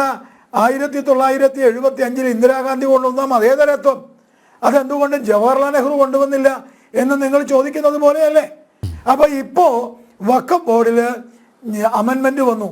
ഈ ഭേദഗതി വഖഫ് ബോർഡിന് വിരുദ്ധമാണോ? വിരുദ്ധമല്ല. ന്യൂനപക്ഷങ്ങൾക്ക് വിരുദ്ധമാണോ? വിരുദ്ധമല്ല. വാസ്തവത്തിൽ വഖഫ് ബോർഡുമായി ബന്ധപ്പെട്ട എല്ലാ കാര്യങ്ങളെയും സംരക്ഷിക്കാനാണ് ഈ നിയമം. ഞാൻ ഈ നിയമത്തിലെ പ്രധാനപ്പെട്ട ഏതെങ്കിലും ഒരു വകുപ്പ് ന്യൂനപക്ഷ വിരുദ്ധമാണ്, സാധാരണ ന്യൂനപക്ഷങ്ങൾക്ക് വിരുദ്ധമാണ് എന്ന് റെജി ലൂക്കോസിന് ചൂണ്ടിക്കാണിക്കാൻ പറ്റുമോ? പ്രധാനപ്പെട്ടത് 3I, പ്രധാനപ്പെട്ടത് 3R, പ്രധാനപ്പെട്ടത് 40. അതിൽ ഏറ്റവും പ്രധാനപ്പെട്ടതാണ് 1995 ഏറ്റവും വലിയ ഒരു പ്രധാനപ്പെട്ട വിഷയമായിരുന്നു സെക്ഷൻ 40. സെക്ഷൻ 40 പ്രകാരം ഏതെങ്കിലും ഒരു പ്രോപ്പർട്ടി അത് റീസൺ ടു ബിലീവ്, നമ്മളങ്ങനെ കേട്ടിട്ടില്ല. റീസൺ ടു ബിലീവ്, ആ റീസൺ ടു ബിലീവിൽ വഖഫ് ബോർഡിൻ്റേതാണ് എന്ന് വന്നാൽ വഖഫ് ബോർഡിൻ്റെ അനുവാദം വേണം. അത് ആ പ്രോപ്പർട്ടി വഖഫ് ബോർഡിൻ്റെ അല്ല എന്ന് വരണമെങ്കിൽ അതവർക്ക് റീസൺ ടു ബിലീവിൽ അത് വഖഫ് ബോർഡിൻ്റെ ആണെന്നുള്ള അവകാശം ഉന്നയിക്കാം. ആ അവകാശത്തിൽ കൊടിയൊഴിപ്പിക്കാം. ആ അവകാശത്തിൽ പിന്നെ ആർക്കെങ്കിലും പരാതി ഉണ്ടെങ്കിൽ ട്രിബ്യൂണലിൽ പോകണം. ട്രിബ്യൂണലിൽ പോയിട്ട് വല്ല കാര്യമുണ്ടോ? ട്രിബ്യൂണൽ മുഴുവനും അവർ തന്നെ. ഇതിനാണ് ആകെ പ്രധാനപ്പെട്ട മാറ്റം വന്നിരിക്കുന്നത്. പിന്നെ ഗവൺമെൻറ് പ്രോപ്പർട്ടി, ആ ഗവൺമെൻറ് പ്രോപ്പർട്ടിയുമായി ബന്ധപ്പെട്ട വിഷയത്തിൽ ഡിസ്ട്രിക്ട് കളക്ടർക്ക് അധികാരം കൊടുത്തു. നമ്മുടെ നാട്ടിലെ പല കാര്യങ്ങളും ഡിസ്ട്രിക്ട് കളക്ടറല്ലേ അധികാരമുള്ളത്. ഇനി മൂന്നാമത്തത് ഗവൺമെൻറ് പ്രോപ്പർട്ടിയാണോ അതുപോലെ വഖഫ് പ്രോപ്പർട്ടിയാണോ? 95-ലും 2013-ലും അനുസരിച്ച് ഗവൺമെൻറ് പ്രോപ്പർട്ടി ആയാലും അത് വഖഫിന്. എൻ്റെ പൊന്ന് രജി ലൂക്കോസ്, നാണം എന്ന് പറഞ്ഞൊരു സാധനം ഉണ്ടോ? ഉണ്ടെങ്കിൽ ഈ കോൺഗ്രസ്സുകാർ ചെയ്ത തെണ്ടിത്തരത്തിനെ നിങ്ങൾ അനുകൂലിക്കാൻ പാടുമോ? എൻ്റെ ചോദ്യം ഇതാണ്. ഒരു അന്തസ്സായ സമീപനമാണ് നിങ്ങളുടേതെങ്കിൽ ഈ കോൺഗ്രസ്സുകാർ കാണിച്ച തോന്നിവാസത്തിന്, കോൺഗ്രസ്സുകാർ കാണിച്ച ഈ അപ്പീസ്മെൻറ്റിന് നിങ്ങൾ പിന്തുണയ്ക്കാൻ പാടുമോ? നിങ്ങൾ മാർക്സിസ്റ്റ് പാർട്ടിയുടെ ഒരു പാർട്ടി എന്ന് പറഞ്ഞാൽ, ഞാൻ തുറന്നു പറയുക, ഞാൻ ഈ കോൺഗ്രസിനെക്കാട്ടിലൊക്കെ ഒരു അന്തസ്സുള്ള പാർട്ടിയാണ് CPM എന്ന് വിശ്വസിക്കുന്ന. പക്ഷെ നിങ്ങൾ സമീപകാലത്ത് എടുക്കുന്നതൊക്കെ ഇരട്ടത്താപ്പാണ്. ഇപ്പം നവീൻ ബാബുവിൻ്റെ പ്രശ്നം വന്നു. നേരത്തെ ഇവിടെ നമ്മുടെ ഇദ്ദേഹം നമ്പ്യാർ ചൂണ്ടിക്കാണിച്ച പോലെ ഒക്കെ ഇരട്ടത്താപ്പാണ്. നവീൻ ബാബുവിൻ്റെ വിഷയം വന്നു. ഇവിടെ കണ്ണൂരിൽ ദിവ്യയുടെ കൂടെ, പത്തനംതിട്ടയിൽ നവീൻ ബാബുവിൻ്റെ കൂടെ. എൻ്റെ പൊന്നു ചങ്ങാതി, നാട്ടുകാർക്കൊക്കെ വിവരമുണ്ട്. പണ്ടത്തെ മാതിരി ഈ ദേശാഭിമാനി മാത്രമല്ല വായിക്കുന്നത്. രണ്ടാമത്തത് ഈ ഹേമ കമ്മീഷൻ. ഹേമ കമ്മീഷനിൽ എല്ലാവരും പറഞ്ഞു ഹേമ കമ്മീഷനുമായി ബന്ധപ്പെട്ട വിഷയം, എന്തൊരു ബഹളമായിരുന്നു. ഈ സർക്കാരാണ് കൊണ്ടുവന്നത്, ഞങ്ങളുടെ സർക്കാർ സ്ത്രീകളെ സംരക്ഷിക്കൂ. ഇന്നത്തെ വാർത്ത എന്താ? ഹേമ കമ്മീഷനുമായി ബന്ധപ്പെട്ട് ഗവൺമെൻറ്, പോലീസ്, ഈ ഭരണകർത്താക്കൾ ഞങ്ങൾക്ക് സംരക്ഷണം തരുന്നില്ല, അതുകൊണ്ട് മുകേഷിനെതിരായിട്ടുള്ള പരാതി ഞാൻ പിൻവലിക്കുക, എനിക്ക് സംരക്ഷണമില്ല. എന്തിനാണെന്ന് ഈ ഇരട്ടത്താപ്പ്? ഇത് തന്നെയല്ലേ നിങ്ങൾ മുനമ്പത്ത് പോയിട്ട് നിങ്ങൾ എന്താ പറയണേ? ഞങ്ങൾ കുടിയൊഴിപ്പിക്കില്ല. എന്നിട്ടോ സക്കീർ പറയുന്നത് എന്താ? ഇപ്പം കുടിയൊഴിപ്പിക്കില്ല, കുറച്ച് കഴിഞ്ഞ് കുടിയൊഴിപ്പിക്കാം. എൻ്റെ പൊന്ന്, എൻ്റെ പ്രിയപ്പെട്ട വളരെ അടുത്ത സുഹൃത്താണ് റജി ലൂക്കോസ്. വഖഫ് ഭേദഗതി നിയമം ഈ പ്രശ്നങ്ങൾ പരിഹരിക്കാനാണ്. മുനമ്പത്തെ പ്രശ്നം പരിഹരിക്കണമെങ്കിൽ വഖഫ് ഭേദഗതി ഉടനെ ഉണ്ടാവണം. വഖഫ് ഭേദഗതി പ്രകാരം റീസൺ ടു ബിലീവ് ഒന്നും അംഗീകരിക്കാൻ പറ്റില്ല. കൃത്യമായിട്ടുള്ള ഡീഡ് ഉണ്ടാവണം. ആ ഡീഡ് ഉണ്ടാവണം. അതാണ് അതിൻ്റെ പ്രധാനപ്പെട്ട അമെൻമെൻറ്റ്. ഡീഡ് ഉണ്ടെങ്കിൽ വഖഫ് എടുത്തോട്ടെന്ന്, ഡോക്യുമെൻ്റ് ഉണ്ടെങ്കിൽ വഖഫ് എടുത്തോട്ടെന്ന്. എന്താ വഖഫിന് മാത്രം പ്രത്യേക അനുവാദം കേരളത്തിൽ, ഇന്ത്യയിൽ? എന്താ ഇതിൻ്റെ കാരണം? എന്നിട്ട് വഖഫിന് ഈ കോൺഗ്രസ്സുകാർ എന്ത് ചെയ്തു? വഖഫുമായി പ്രശ്നം മുനമ്പത്തേക്ക് ലീഗുകാർ പോയി. ലീഗും വഖഫും തമ്മിൽ എന്താ ബന്ധം? ലീഗ് പറഞ്ഞാൽ സക്കീർ കേൾക്കുമോ? സക്കീർ CPM-കാരനല്ലേ? വെറുതെ കണ്ണിൽ പൊടിയിടുക. ഞാൻ ഒരു കാര്യം ഈ ചർച്ചയിൽ പറയാം. ഞങ്ങളൊക്കെ ജീവിച്ചിരിക്കുന്നിടത്തോളം കാലം പിണറായി വിജയനല്ല, അദ്ദേഹത്തിൻ്റെ ദൈവം തമ്പുരാൻ വന്നാലും ശരി, അദ്ദേഹത്തിൻ്റെ ഉപ്പാപ്പൻ വന്നാലും ശരി, അനുവദിക്കില്ല. മുനമ്പത്തെ ഒരു ക്രിസ്ത്യൻ കുടുംബത്തെയും അവിടുന്ന് ഇറക്കാൻ അനുവദിക്കില്ല, ഒരു മുസ്ലിം കുടുംബത്തെ ഇറക്കാൻ അനുവദിക്കില്ല. ഞങ്ങളുടെ ഈ തൃശ്ശൂരിൽ ചാവക്കാട് 10 ഏക്കറിൽ മുസ്ലിങ്ങളാണ്. ഞങ്ങൾ പോയിരുന്നു, ഞങ്ങളെ കാണാൻ ആ മുസ്ലിങ്ങൾ വന്നത്. അവരൊക്കെ സുരേഷ് ഗോപിയെ തോൽപ്പിക്കാൻ വോട്ട് ചെയ്തവരാ. എന്നോടെന്താ പറഞ്ഞെന്നറിയോ? ഞങ്ങൾ സുരേഷ് ഗോപിയെ തോൽപ്പിക്കാൻ വോട്ട് ചെയ്തവരാ. പക്ഷെ ഇന്ന് മനസ്സിലായി, നിങ്ങളെ ഉള്ളൂ ഞങ്ങളെ രക്ഷിക്കാൻ. എൻ്റെ പൊന്ന് പ്രിയപ്പെട്ട റജി ലൂക്കോസെ, കയ്യേറ്റക്കാരെ സംരക്ഷിക്കുന്ന ഒരു ഭരണകൂടമാണ് ഇന്ന് പിണറായി സർക്കാർ. കയ്യേറ്റക്കാർക്ക് വേണ്ടി നിൽക്കുന്ന ഒരു ഭരണകൂടമാണ്. കയ്യേറിയവർ വാദിയും പാവപ്പെട്ട എന്താ പറയുക, പൈസ കൊടുത്ത് മേടിച്ച ആളുകൾ പ്രതിയുമാകുന്ന ഒരു ആശ്ചര്യജനകമായ ഒരു സർപ്രൈസിങ് ലോ ആണ്. എന്നിട്ടോ ഇവർക്ക് കോടതിയിൽ പോകാൻ വയ്യ. നിങ്ങൾ പറയുന്നത് എന്താ? നിങ്ങൾ പറയുന്നത് ഞാൻ എന്നൊന്ന് തീർത്തോട്ടെ. ഇവർ പറയുന്നത് എന്താ? നിയമം വേണമെന്നല്ലേ? എന്നാ പിന്നെ എല്ലാവരും സിവിൽ കോടതി പോട്ടെ. ഹൈ, വഖഫിന്റെ ഒരു ഭൂമി, ആ ഭൂമി വഖഫിന്റെ ആണെങ്കിൽ നിങ്ങൾ സിവിൽ കോടതി പോ. ഇത് ഈ വഖഫിന്റെ ട്രിബ്യൂണൽ, ഇനി ആ വഖഫിന്റെ ട്രിബ്യൂണൽ 2 സ്ത്രീകൾ വേണം, അമെൻമെന്റിലുണ്ട്. ആ 2 സ്ത്രീകളും മുസ്ലിങ്ങളാവണം, അമെൻമെന്റിലുണ്ട്. അപ്പം മുസ്ലിം സ്ത്രീകൾക്ക് പ്രാധാന്യമുണ്ട്. എന്നാ കാരണം? വഖഫ് ഭൂമിയിൽ ആ പിന്തുടർച്ച അവകാശ പ്രകാരം വഖഫ് ഭൂമി, പ്രൈവറ്റ് വഖഫ് ഭൂമി 2 ഉണ്ടല്ലോ. അതിലെ പ്രൈവറ്റ് വഖഫ് ഭൂമിയിൽ പിന്തുടർച്ച, ഹെറിറ്റൻസ് അതില്ലാതെ വന്നാൽ അത് വഖഫ് ബോർഡിന് പോവും. അതിനകത്ത് യാതൊരു രക്ഷയും ഇല്ലാത്തൊരവസ്ഥയുണ്ട്. അതിന് ഈ ഭേദഗതി മാറ്റുന്നത് അങ്ങനെ വഖഫ് ബോർഡിനല്ല പോവുക, അവിടുത്തെ സ്ത്രീകൾക്ക് പോകും. മുസ്ലിം കുടുംബത്തിലെ സ്ത്രീകൾക്ക് കിട്ടും. ഇന്ന് മുസ്ലിം കുടുംബത്തിലെ സ്ത്രീകൾക്ക് അവകാശമില്ല, ഇൻഹെറിറ്റൻസ് പവർ ഇല്ല. ആ ഇൻഹെറിറ്റൻസ് പവർ മുസ്ലിം സ്ത്രീകൾക്ക് കൊടുക്കുന്നതാണ് അമെൻമെന്റ്. എന്തിനാ നിങ്ങൾ എതിർക്കുന്നത്? മുസ്ലിം സ്ത്രീകൾക്ക് വേണ്ടി ഞങ്ങൾ ട്രിപ്പിൾ തലാഖ് കൊണ്ടുവന്നപ്പോൾ നിങ്ങൾ എതിർത്തു. മുസ്ലിം സ്ത്രീകൾക്ക് വേണ്ടി ഞങ്ങൾ വിവാഹപ്രായം കൃത്യമായി ഒരു മച്യൂരിറ്റി കൊണ്ടുവരണം, 21 വയസ്സാക്കണം, നിങ്ങൾ എതിർത്തു. ഇപ്പം മുസ്ലിം സ്ത്രീകൾക്ക് ഇൻഹെറിറ്റൻസ് ആയി വഖഫ് കിട്ടണം എന്ന് പറയുമ്പോൾ അതിനെ നിങ്ങൾ എതിർക്കുക. അപ്പം നിങ്ങളുടെ ലക്ഷ്യം എന്താ റജി ലൂക്കോസേ? നിങ്ങളുടെ ലക്ഷ്യം 10 വോട്ടിന് വേണ്ടി ഈ നാട്ടിലെ ജനങ്ങളുടെ ഭൂമി ഈ കയ്യേറ്റക്കാർക്ക് കൊടുത്ത് കയ്യേറ്റക്കാരെ സംരക്ഷിക്കുന്ന സമീപനമാണ് നിങ്ങളുടെ ഭൂമി. അനുവദിക്കില്ല. 1954 വഖഫ് വന്നത്. 1500 കൊല്ലം പഴക്കമുള്ള ക്ഷേത്രഭൂമി എങ്ങനെയാ ഈ വഖഫിന്റെ കയ്യിലാവുന്ന? ഒറ്റ പോയിന്റിൽ ഞാൻ അവസാനിപ്പിക്കാം, ദ ലാസ്റ്റ് പോയിന്റ്. അങ്ങനെയാണെങ്കിൽ നമ്പ്യാരെ BJPയുടെ സംസ്ഥാന വൈസ് പ്രസിഡന്റ് എന്ന നിലയിൽ നിങ്ങളോട് പറയുക, അങ്ങനെയാണെങ്കിൽ ഈ നാട്ടിലെ ജനങ്ങളോടും ഈ റജി ലൂക്കോസിനോടും CPM-നോടും പറയാണ്, കൊടുങ്ങല്ലൂരിലെ ചേരമാൻ മസ്ജിദ് ഞങ്ങൾക്ക് വിട്ടുതരേണ്ടി വരും. ചേരമാൻ മസ്ജിദിന്റെ ഉള്ളിൽ കത്തുന്ന ആ വിളക്കുണ്ടല്ലോ, അത് ഹറാമാണ് മുസ്ലിമിന്. ആ ചേരമാൻ മസ്ജിദ് കൊടുങ്ങല്ലൂർ ദേവസ്വത്തിന്റെ വകയായിരുന്നു.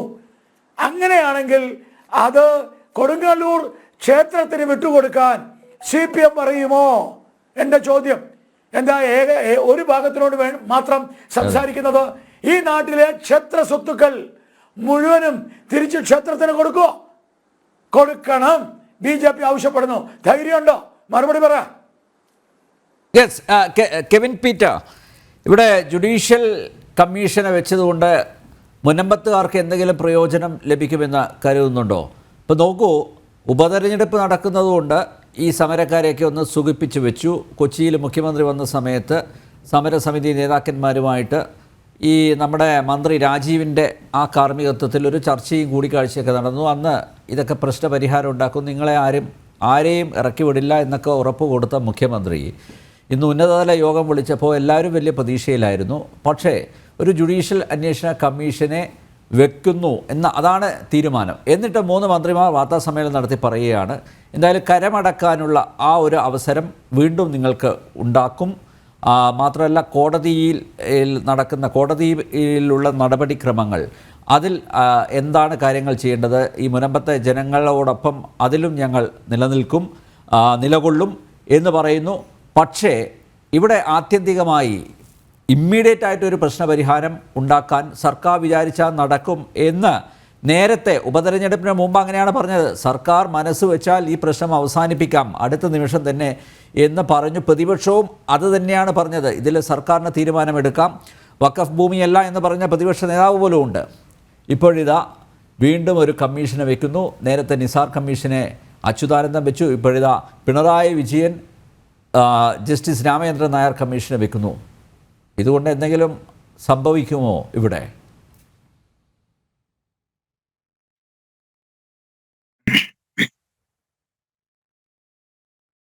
ഒന്ന് അൺമ്യൂട്ട് ആക്കാമോ കെവിൻ പീറ്റർ പ്ലീസ്?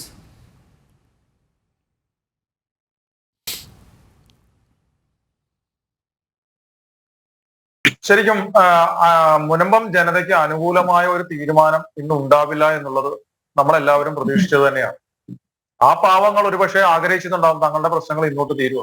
പക്ഷെ നമുക്കറിയാം, മുനമ്പം വിഷയവും വഖഫ് നിയമ ഭേദഗതിയും രണ്ടും രണ്ടാണെന്ന് പറഞ്ഞുകൊണ്ട് കേരള നിയമസഭയിൽ 140 MLA-മാർ ഒന്നിച്ച് ആ ഭേദഗതിയെ എതിർത്ത് പ്രമേയം പാസാക്കിയ ആളുകൾ ഇത്തരത്തിലല്ലാതെ ഒരു തീരുമാനം ഉണ്ടാകില്ല.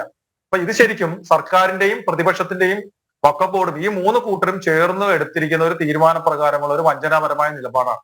ഇതിനെ പൂർണ്ണമായും തള്ളിക്കളയുകയാണ്. ഇവരുടെ ഉദ്ദേശം എന്ന് പറയുന്നത് ഇപ്പോൾ താങ്കൾ സൂചിപ്പിച്ചതുപോലെ വാർത്താ സമ്മേളനത്തിൽ കൊടുത്ത ആ ഒരു ഇത് പ്രതീക്ഷയും കമ്മീഷനെ വെച്ചെന്ന് പറഞ്ഞുള്ള ആ ഒരു സാങ്കേതികമായ ഒരു തീരുമാനവും എല്ലാം കൂടെ കൊണ്ട് ആ പാവങ്ങളുടെ സമരം ഇപ്പോൾ അവസാനിപ്പിക്കുക, ഇത്രയും കാര്യങ്ങൾ ചെയ്തു വെച്ചുകൊണ്ട് അവരുടെ ഒപ്പം നിൽക്കുന്ന ലാറ്റിൻ രൂപതാ നേതൃത്വത്തെ കൂടെ കയ്യിലെടുത്തുകൊണ്ട് ആ സമരം പള്ളിയുടെ മുറ്റത്ത് അവസാനിപ്പിക്കുക എന്നുള്ളതാണ് ധർമ്മപ്രധാനമായ ലക്ഷ്യം. കാര്യം അല്ല എന്നുണ്ടെങ്കിൽ 1 മണിക്കൂർ കൊണ്ട് തീർക്കാവുന്ന പ്രശ്നമായിരുന്നു എന്ന് പറഞ്ഞ പ്രതിപക്ഷം എന്തുകൊണ്ടാണ് ഈ തീരുമാനത്തെ അല്ല, എതിർക്കുന്നത്? അതിനുള്ള ചരട് വലി നടന്നു ശ്രീ കെവിൻ പിറ്റ. കാരണം ഇന്നലെ ഞങ്ങൾ ജനസഭ സംഘടിപ്പിച്ചപ്പോൾ സമരസമിതിയുടെ ഭാഗത്ത് നിന്ന് സമരത്തിന് നേതൃത്വം നൽകുന്ന ചിലർക്ക് അതിൽ പങ്കെടുക്കാൻ വിമുഖതയുണ്ടായിരുന്നു കേട്ടോ. അത് തുറന്നു പറയുന്നു. കാരണം അവരെ സ്വാധീനിക്കാൻ ഒരു ശ്രമം നടന്നു. മാത്രമല്ല ഇന്നിപ്പോൾ വലിയ യോഗം നടക്കുകയാണ്. അതുകൊണ്ട് നിങ്ങൾ ഈ ജനസഭയിൽ പങ്കെടുത്ത് നിങ്ങളുടെ വികാരം പ്രകടിപ്പിക്കരുത്, നിങ്ങളുടെ അഭിപ്രായം പറയരുത്. അതുകൊണ്ട് ചിലരൊക്കെ മാറി നിന്നു. അതാണ് ഞാൻ പറഞ്ഞത്. വലിയ പ്രതീക്ഷയിലായിരുന്നു, പക്ഷെ ആ പ്രതീക്ഷ ഇന്നത്തെ യോഗത്തോടു കൂടി അവസാനിച്ചു. കാരണം ഇന്നലെ അവിടുത്തെ ആളുകളുടെ അവസാന സമയത്തുള്ള അഭിപ്രായങ്ങളും പുതുതായിട്ട് രൂപപ്പെട്ടു വന്ന സംഭവവികാസങ്ങളിൽ അവരുടെ അഭിപ്രായങ്ങൾ പുറം ലോകം അറിയരുന്നതുകൊണ്ട് ഇന്നലെ ആദ്യമേ മുസ്ലിം സമുദായത്തിലെ ആ പ്രതിനിധി അദ്ദേഹം പങ്കെടുത്താൽ അവിടെ പ്രശ്നങ്ങൾ ഉണ്ടാവുമെന്ന് പറഞ്ഞുകൊണ്ട് നിങ്ങളുടെ ജനസഭയെ അവിടെ ഇന്നലെ നടത്തിക്കാതിരിക്കാനുള്ള ആദ്യത്തെ ശ്രമം, അതിനുശേഷം അതിൽ പങ്കെടുക്കുമെന്ന് പറഞ്ഞിരുന്ന വ്യക്തി അവസാന നിമിഷം പിന്മാറുന്നു. ഇതെല്ലാം ഇന്നലെ അതവിടെ നടക്കാതിരിക്കാനാണ്. കാര്യം അവസാനം ഉണ്ടായ സംഭവവികാസങ്ങളിൽ അവിടുത്തെ ജനതയുടെ ശബ്ദം, അവർക്ക് പറയാനുള്ള കാര്യങ്ങളും ചോദിക്കാനുള്ള കാര്യങ്ങളും കേരള പൊതുസമൂഹം അറിയരുതെന്നുള്ളത് കൊണ്ടാണ് ഇന്നലെ ജനസഭ തടസ്സപ്പെടുത്താനുള്ള ശ്രമങ്ങൾ ഉണ്ടായത്. അപ്പൊ അത് ഇതിന്റെ മുന്നോടി തന്നെയാണ്. കാരണം ഇവരെല്ലാവരും ചേർന്ന് ഈ തീരുമാനം എടുത്തിരിക്കുകയാണ് ഇങ്ങനെ ആയിരിക്കും എന്നുള്ളത്. അതിലെ രൂപതാ നേതൃത്വവും പങ്കാളിയായെന്ന് വേണം സംശയിക്കാനായിട്ട്. വഖഫ് ബോർഡും കോൺഗ്രസും കമ്മ്യൂണിസ്റ്റ് പാർട്ടിയും മുസ്ലിം ലീഗും എല്ലാവരും ചേർന്ന് എടുത്തുകൊണ്ടുള്ള തീരുമാനമാണ് ഇത്. കാരണം അവർക്ക് ആവശ്യത്തിന് സമയം കൊടുക്കുക. ഇവരൊരു പ്രതീക്ഷയാണ് വഖഫ് നിയമ ഭേദഗതി പിൻവലിക്കുമോ, ഇനി പാസ്സാവില്ലയോ, ഇനി അങ്ങനെ പാസ്സാവില്ല എങ്കിൽ അതുവരെ നീട്ടിക്കൊണ്ടുപോവാം, അപ്പോഴത്തേക്ക് ഞങ്ങൾക്ക് കൈകാര്യം ചെയ്യാനുള്ള അവസരം കിട്ടും, സമയം കിട്ടും, എല്ലാം കിട്ടും. ഇനി അഥവാ പാസ്സാകുകയാണെന്നുണ്ടെങ്കിൽ മുൻകാല പ്രാബല്യത്തോട് വഴി ഇവരുടെ പ്രശ്നങ്ങൾക്ക് പരിഹാരം ഉണ്ടാകുകയും ചെയ്യുമ്പോൾ സർക്കാരിന് അതിനകത്തൊന്ന് തടിയൂരാം. അപ്പൊ അതുതന്നെയാണ് ഭരണകൂടത്തിനും പ്രതിപക്ഷത്തിനും ഈ വിഷയത്തിൽ മുനമ്പൻ ജനതയോട് യാതൊരുവിധ ആത്മാർത്ഥതയും ഇല്ല എന്നാണ് ഇന്നുണ്ടായിരിക്കുന്ന തീരുമാനത്തിൽ കാണിക്കുന്നത്. നമുക്കറിയാം എന്തുമാത്രം കമ്മീഷനുകൾ ഇവിടെ ഉണ്ടായിട്ടുണ്ട്.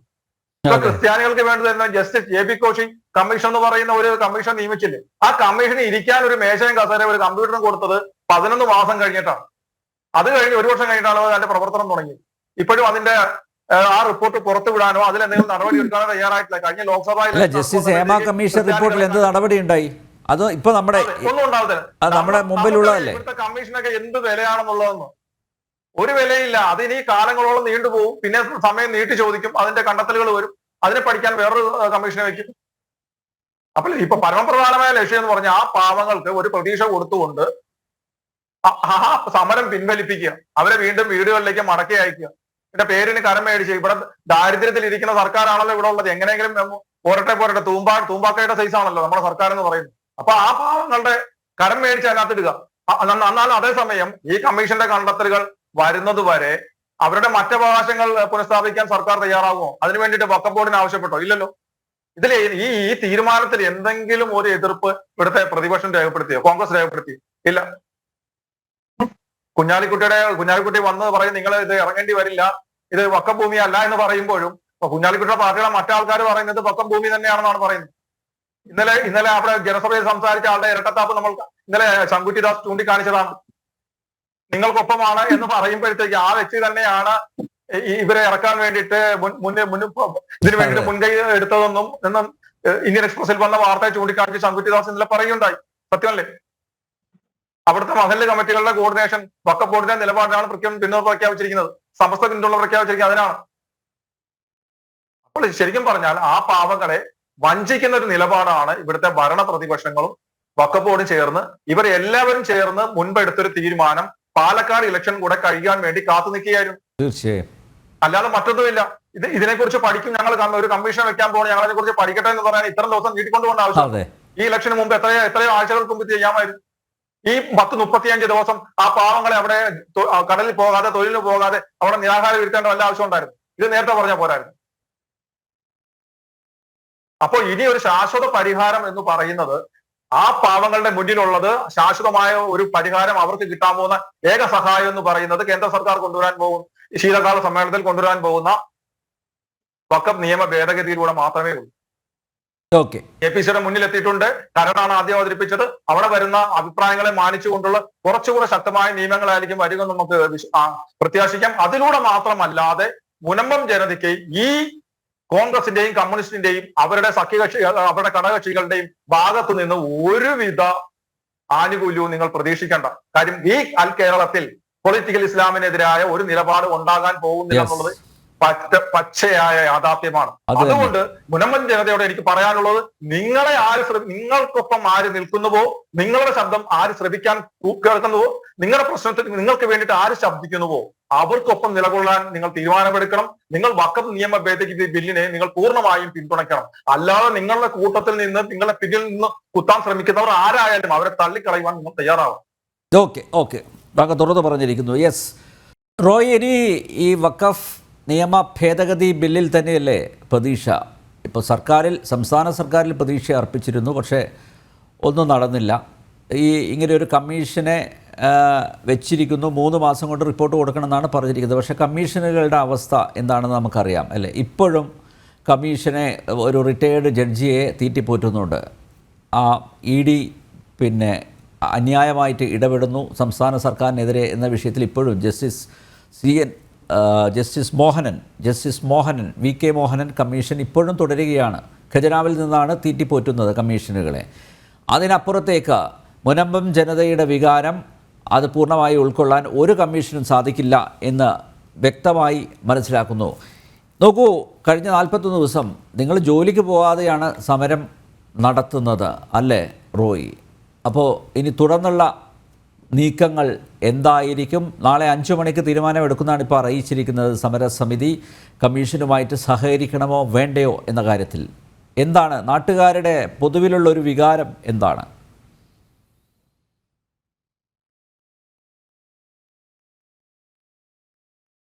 താങ്കൾ പറഞ്ഞ പോലെ ഞങ്ങൾ ഇപ്പോൾ തീരുമാനിച്ചിരിക്കുന്നത് നാളെ നിരാഹാരം തുടരും. പതിപോലെ രാവിലെ 8:50 നിരാഹാരം അനുഷ്ഠിക്കുന്ന ആളുകൾ സമരപന്തലിലെത്തും. 5 മണി വരെയാണ് എല്ലാ ദിവസവും നിരാഹാരം ഞങ്ങൾ തുടരുക. അതിനുശേഷം ഞങ്ങളുടെ ഇവിടെയുള്ള നാനാജാതി മതസ്ഥരായ ആളുകളുടെ ഈ സമരസമിതിയിലുള്ള എല്ലാവരുടെയും ഒരു യോഗം വിളിച്ചിട്ടുണ്ട്. ആ യോഗത്തിൽ വെച്ചെടുക്കുന്ന തീരുമാനങ്ങൾ പ്രകാരം ഞങ്ങൾ സമരമായിട്ട് മുമ്പോട്ട് പോകും. സമരം നിർത്തുന്ന ഒരു പ്രശ്നമില്ല. എന്നുവെച്ചിട്ടുണ്ടെങ്കിൽ എനിക്ക് പറയാനുള്ളത്, നിയമപരമായ കാര്യങ്ങൾ പരിശോധിക്കാൻ ജുഡീഷ്യൽ കമ്മീഷനെ നിയോഗിച്ചതെന്നാണ് ഞാൻ മനസ്സിലാക്കുന്നത്. അപ്പോൾ ഞങ്ങൾ വാങ്ങിയ ഭൂമി ഇന്ത്യയിലെ നിയമം അനുസരിച്ചല്ല എന്നാണോ സർക്കാർ പറയുന്നത്? അത് ഒന്നാമത്തെ കാര്യം. അതിനുവേണ്ടി ഇത് എവിടെയെങ്കിലും കേൾവിയുള്ള സംഭവമാണോ എന്ന് എനിക്കറിയില്ല. എനിക്കത്രയ്ക്ക് നിയമപരമായ വലിയ അറിവുകളില്ലാത്ത ഒരു സാധാരണ മനുഷ്യൻ്റെ പേരിലായിരിക്കുള്ളൂ. താങ്കൾ നേരത്തെ പറഞ്ഞ പോലെ ഇവിടെ ഇന്ന് 5 മണിക്ക് സമരം, ഞാനടക്കമുള്ള ആളുകൾ സമരം അവസാനിപ്പിച്ചതാണ്. സ്ത്രീജനങ്ങളടക്കമുള്ള അമ്മമാരടക്കമുള്ളവർ ഇന്ന് സമരപന്തലിലുണ്ടായിരുന്നു.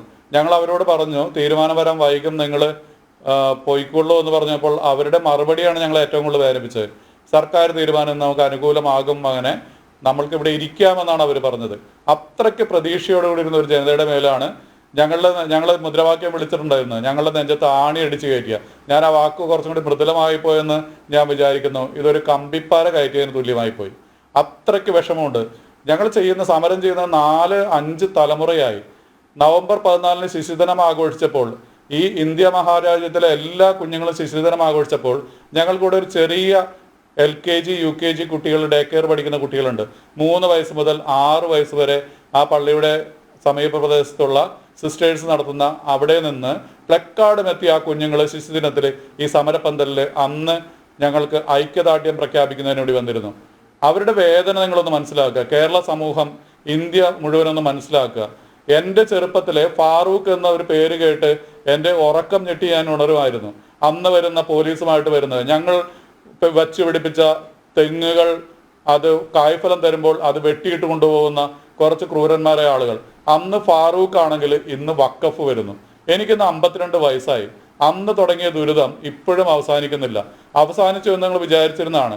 ഞങ്ങളും ഈ ഇന്ത്യ രാജ്യത്തെ സാധാരണ പൗരന്മാരല്ലേ, ഞങ്ങൾക്ക് മറ്റ് യാതൊന്നും വേണ്ട. ഞങ്ങൾക്കിവിടെ ഒരു മത നിയമമായിട്ട് ഇത് ഞങ്ങളുടെ തലയിലേക്ക് എന്തിനാണ് ഇവർ അടിച്ചേൽപ്പിക്കുന്നത്? എല്ലാവരും പറയുന്നുണ്ടല്ലോ പരമകാരുണികനായ ദൈവത്തിനാണ് ഈ വഖഫ് ചെയ്തു കൊടുക്കുന്നത്. എന്ത് കാരുണ്യമാണ് ഞങ്ങളോട് ഇവർ കാണിക്കുന്നത്? അത് തുറന്നു ചോദിക്കുന്നതുകൊണ്ട് മറ്റൊന്നും വിചാരിക്കരുത്. ആ വഖഫ് ആധാരം ഞാൻ വായിച്ചു നോക്കിയാണ്. പരമകാരുണികനാണ് സമർപ്പിച്ചിരിക്കുന്നത്. വഖഫ് ആധാരത്തിന്റെ നിയമവശങ്ങൾ തർക്കം നടക്കുകയാണ്. ഇവിടെ ഇത് ഞങ്ങളോട് കാണിക്കുന്ന അനീതി ഈ രാജ്യത്തോടെ നിയമസംഹിതയോട് കാണിക്കുന്ന അനീതിയല്ലേ എന്നാണ് എൻ്റെ ഒരു ചോദ്യം. എനിക്ക് രസകരമായി തോന്നിയ ഒരു കാര്യമുണ്ട്. വഖഫ് ബോർഡ് ഇങ്ങനെ നോട്ടീസ് കൊടുത്ത് അവർ സ്ഥലം അക്യൂർ ചെയ്തിട്ട് അത് നടപ്പാക്കാൻ വിടുന്ന ആളുകളുടെ ഒരവസ്ഥ നമുക്ക് വളരെ കൃത്യമായിട്ട് മനസ്സിലാകും. അതാണ് ഈ നിയമത്തിന്റെ ഏറ്റവും വലിയ തമാശ എന്ന് എനിക്ക് തോന്നിയിട്ടുണ്ട്. വഖഫ് ബോർഡ് ഇതെല്ലാം ചെയ്യും, എൻ്റെയാണെന്ന് പറയും, എന്നിട്ട് അത് നടപ്പിലാക്കാൻ വേണ്ടി കളക്ടർ അടക്കമുള്ള ഗവൺമെന്റ് സംവിധാനങ്ങളെ ഉപയോഗപ്പെടുത്തും. എന്ത് ക്രൂരമായൊരു നിയമമാണ് ഇതുണ്ടാക്കി വെച്ചിരിക്കുന്നത്. എനിക്ക് തോന്നുന്നത് നമ്മുടെ ജനപ്രതിനിധികൾ എന്ത് കണ്ടിട്ടാണ് ഓരോ നിയമം ഉണ്ടാക്കുന്നതെന്ന് വളരെ വിഷമത്തോടെ എനിക്ക് ചോദിക്കേണ്ടി വരുന്നു. എന്തിനാണ് ഇങ്ങനെയുള്ള നിയമങ്ങള്?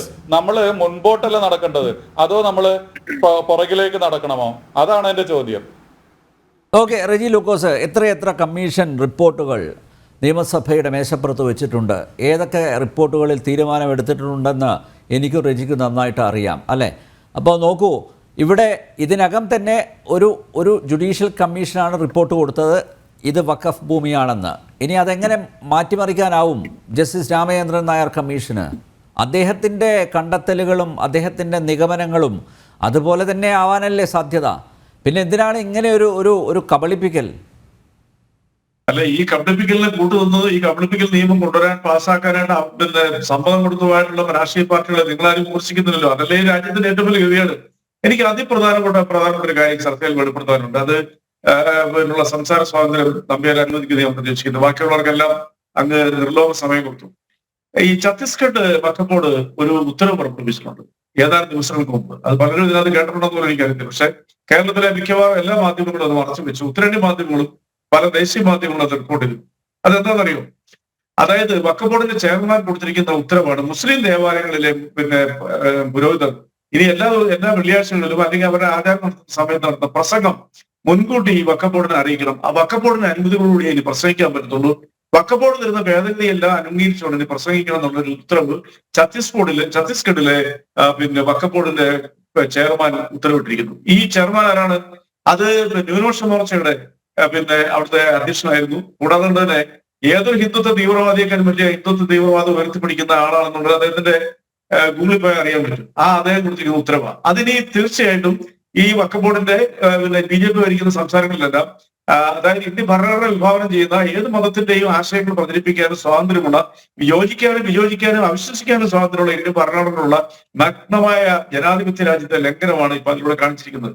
അടുത്ത വെള്ളിയാഴ്ച മുതൽ നടപ്പിൽ വരുത്തുന്ന പറഞ്ഞിരിക്കുന്നത്. ഇതിനി മറ്റ് BJP ഭരിക്കുന്ന സംസ്ഥാനങ്ങളിലും മുസ്ലിം ദേവാലയങ്ങളിലും എന്താണ് പ്രസംഗിക്കണമെന്നുള്ളത് വഖഫ് ബോർഡിന്റെ സെൻസറിങ്ങിന് വിധേയമാണ്. അടിയന്തരാവസ്ഥക്കാലത്ത് പോലും നമ്മളിങ്ങനെ മതസ്ഥാപനങ്ങൾക്ക് ഇങ്ങനെ ഒരു തെറ്റുകൾ നമ്മൾ കേട്ടിട്ടില്ല. മാധ്യമങ്ങൾ കൊടുത്തിട്ടുണ്ട്. ഇത് നാളുകളിൽ ക്രിസ്ത്യൻ ദേവാലയങ്ങൾക്കും വരും. ഒരു തർക്കമല്ല കാര്യത്തിൽ. ക്രിസ്ത്യന്റെ ദേവാലയത്തിൽ എന്തെങ്കിലും ബോർഡുണ്ടാക്കിയിട്ട് നാളെ ക്രിസ്ത്യൻ ദേവാലയങ്ങളിലെ പുരോഹിതര് ഈ ക്ഷേത്രങ്ങളിലെ ആചാരാനുഷ്ഠാനങ്ങൾ ഇല്ലായ്മ ചെയ്യാൻ ഇവിടെ സർക്കാർ എന്തൊക്കെ ഇടപെടലുകൾ നടത്തുന്നു? അതിലൊന്നും ആധിയോ ആശങ്കയോ റെജി ലൂക്കോസിനില്ല. ഉത്തരേന്ത്യയിലെ കാര്യത്തിലാണ് റെജി ലൂക്കോസിന് വലിയ ആശങ്ക. ഇവിടെ എന്തൊക്കെ ആചാരാനുഷ്ഠാനങ്ങളെ നശിപ്പിക്കാൻ ശ്രമിക്കുന്നു റെജി ലൂക്കോസ്? നിങ്ങൾ അതിൽ വിലപിച്ചിട്ടുണ്ട് എപ്പോഴെങ്കിലും? പാകിസ്ഥാനിലാണോ നിങ്ങൾ കേരളത്തിലെ ക്ഷേത്രങ്ങളിലുള്ള സർക്കാർ കൈകടത്തലിൽ എപ്പോഴെങ്കിലും വിലപിച്ചിട്ടുണ്ടോ? മതസ്വാതന്ത്ര്യം അനുവദിച്ച രാജ്യത്ത് ഏതെങ്കിലും ഒരു ഏകാധിപത്യ രാജ്യത്ത് അബുദാബിയിൽ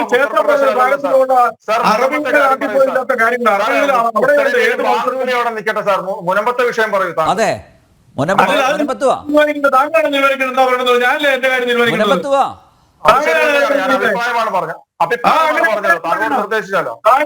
ഞാനാണ് നിർവഹിക്കുന്നത്. എനിക്ക് പറയാനുള്ള സ്വാതന്ത്ര്യമില്ല. താങ്കളുടെ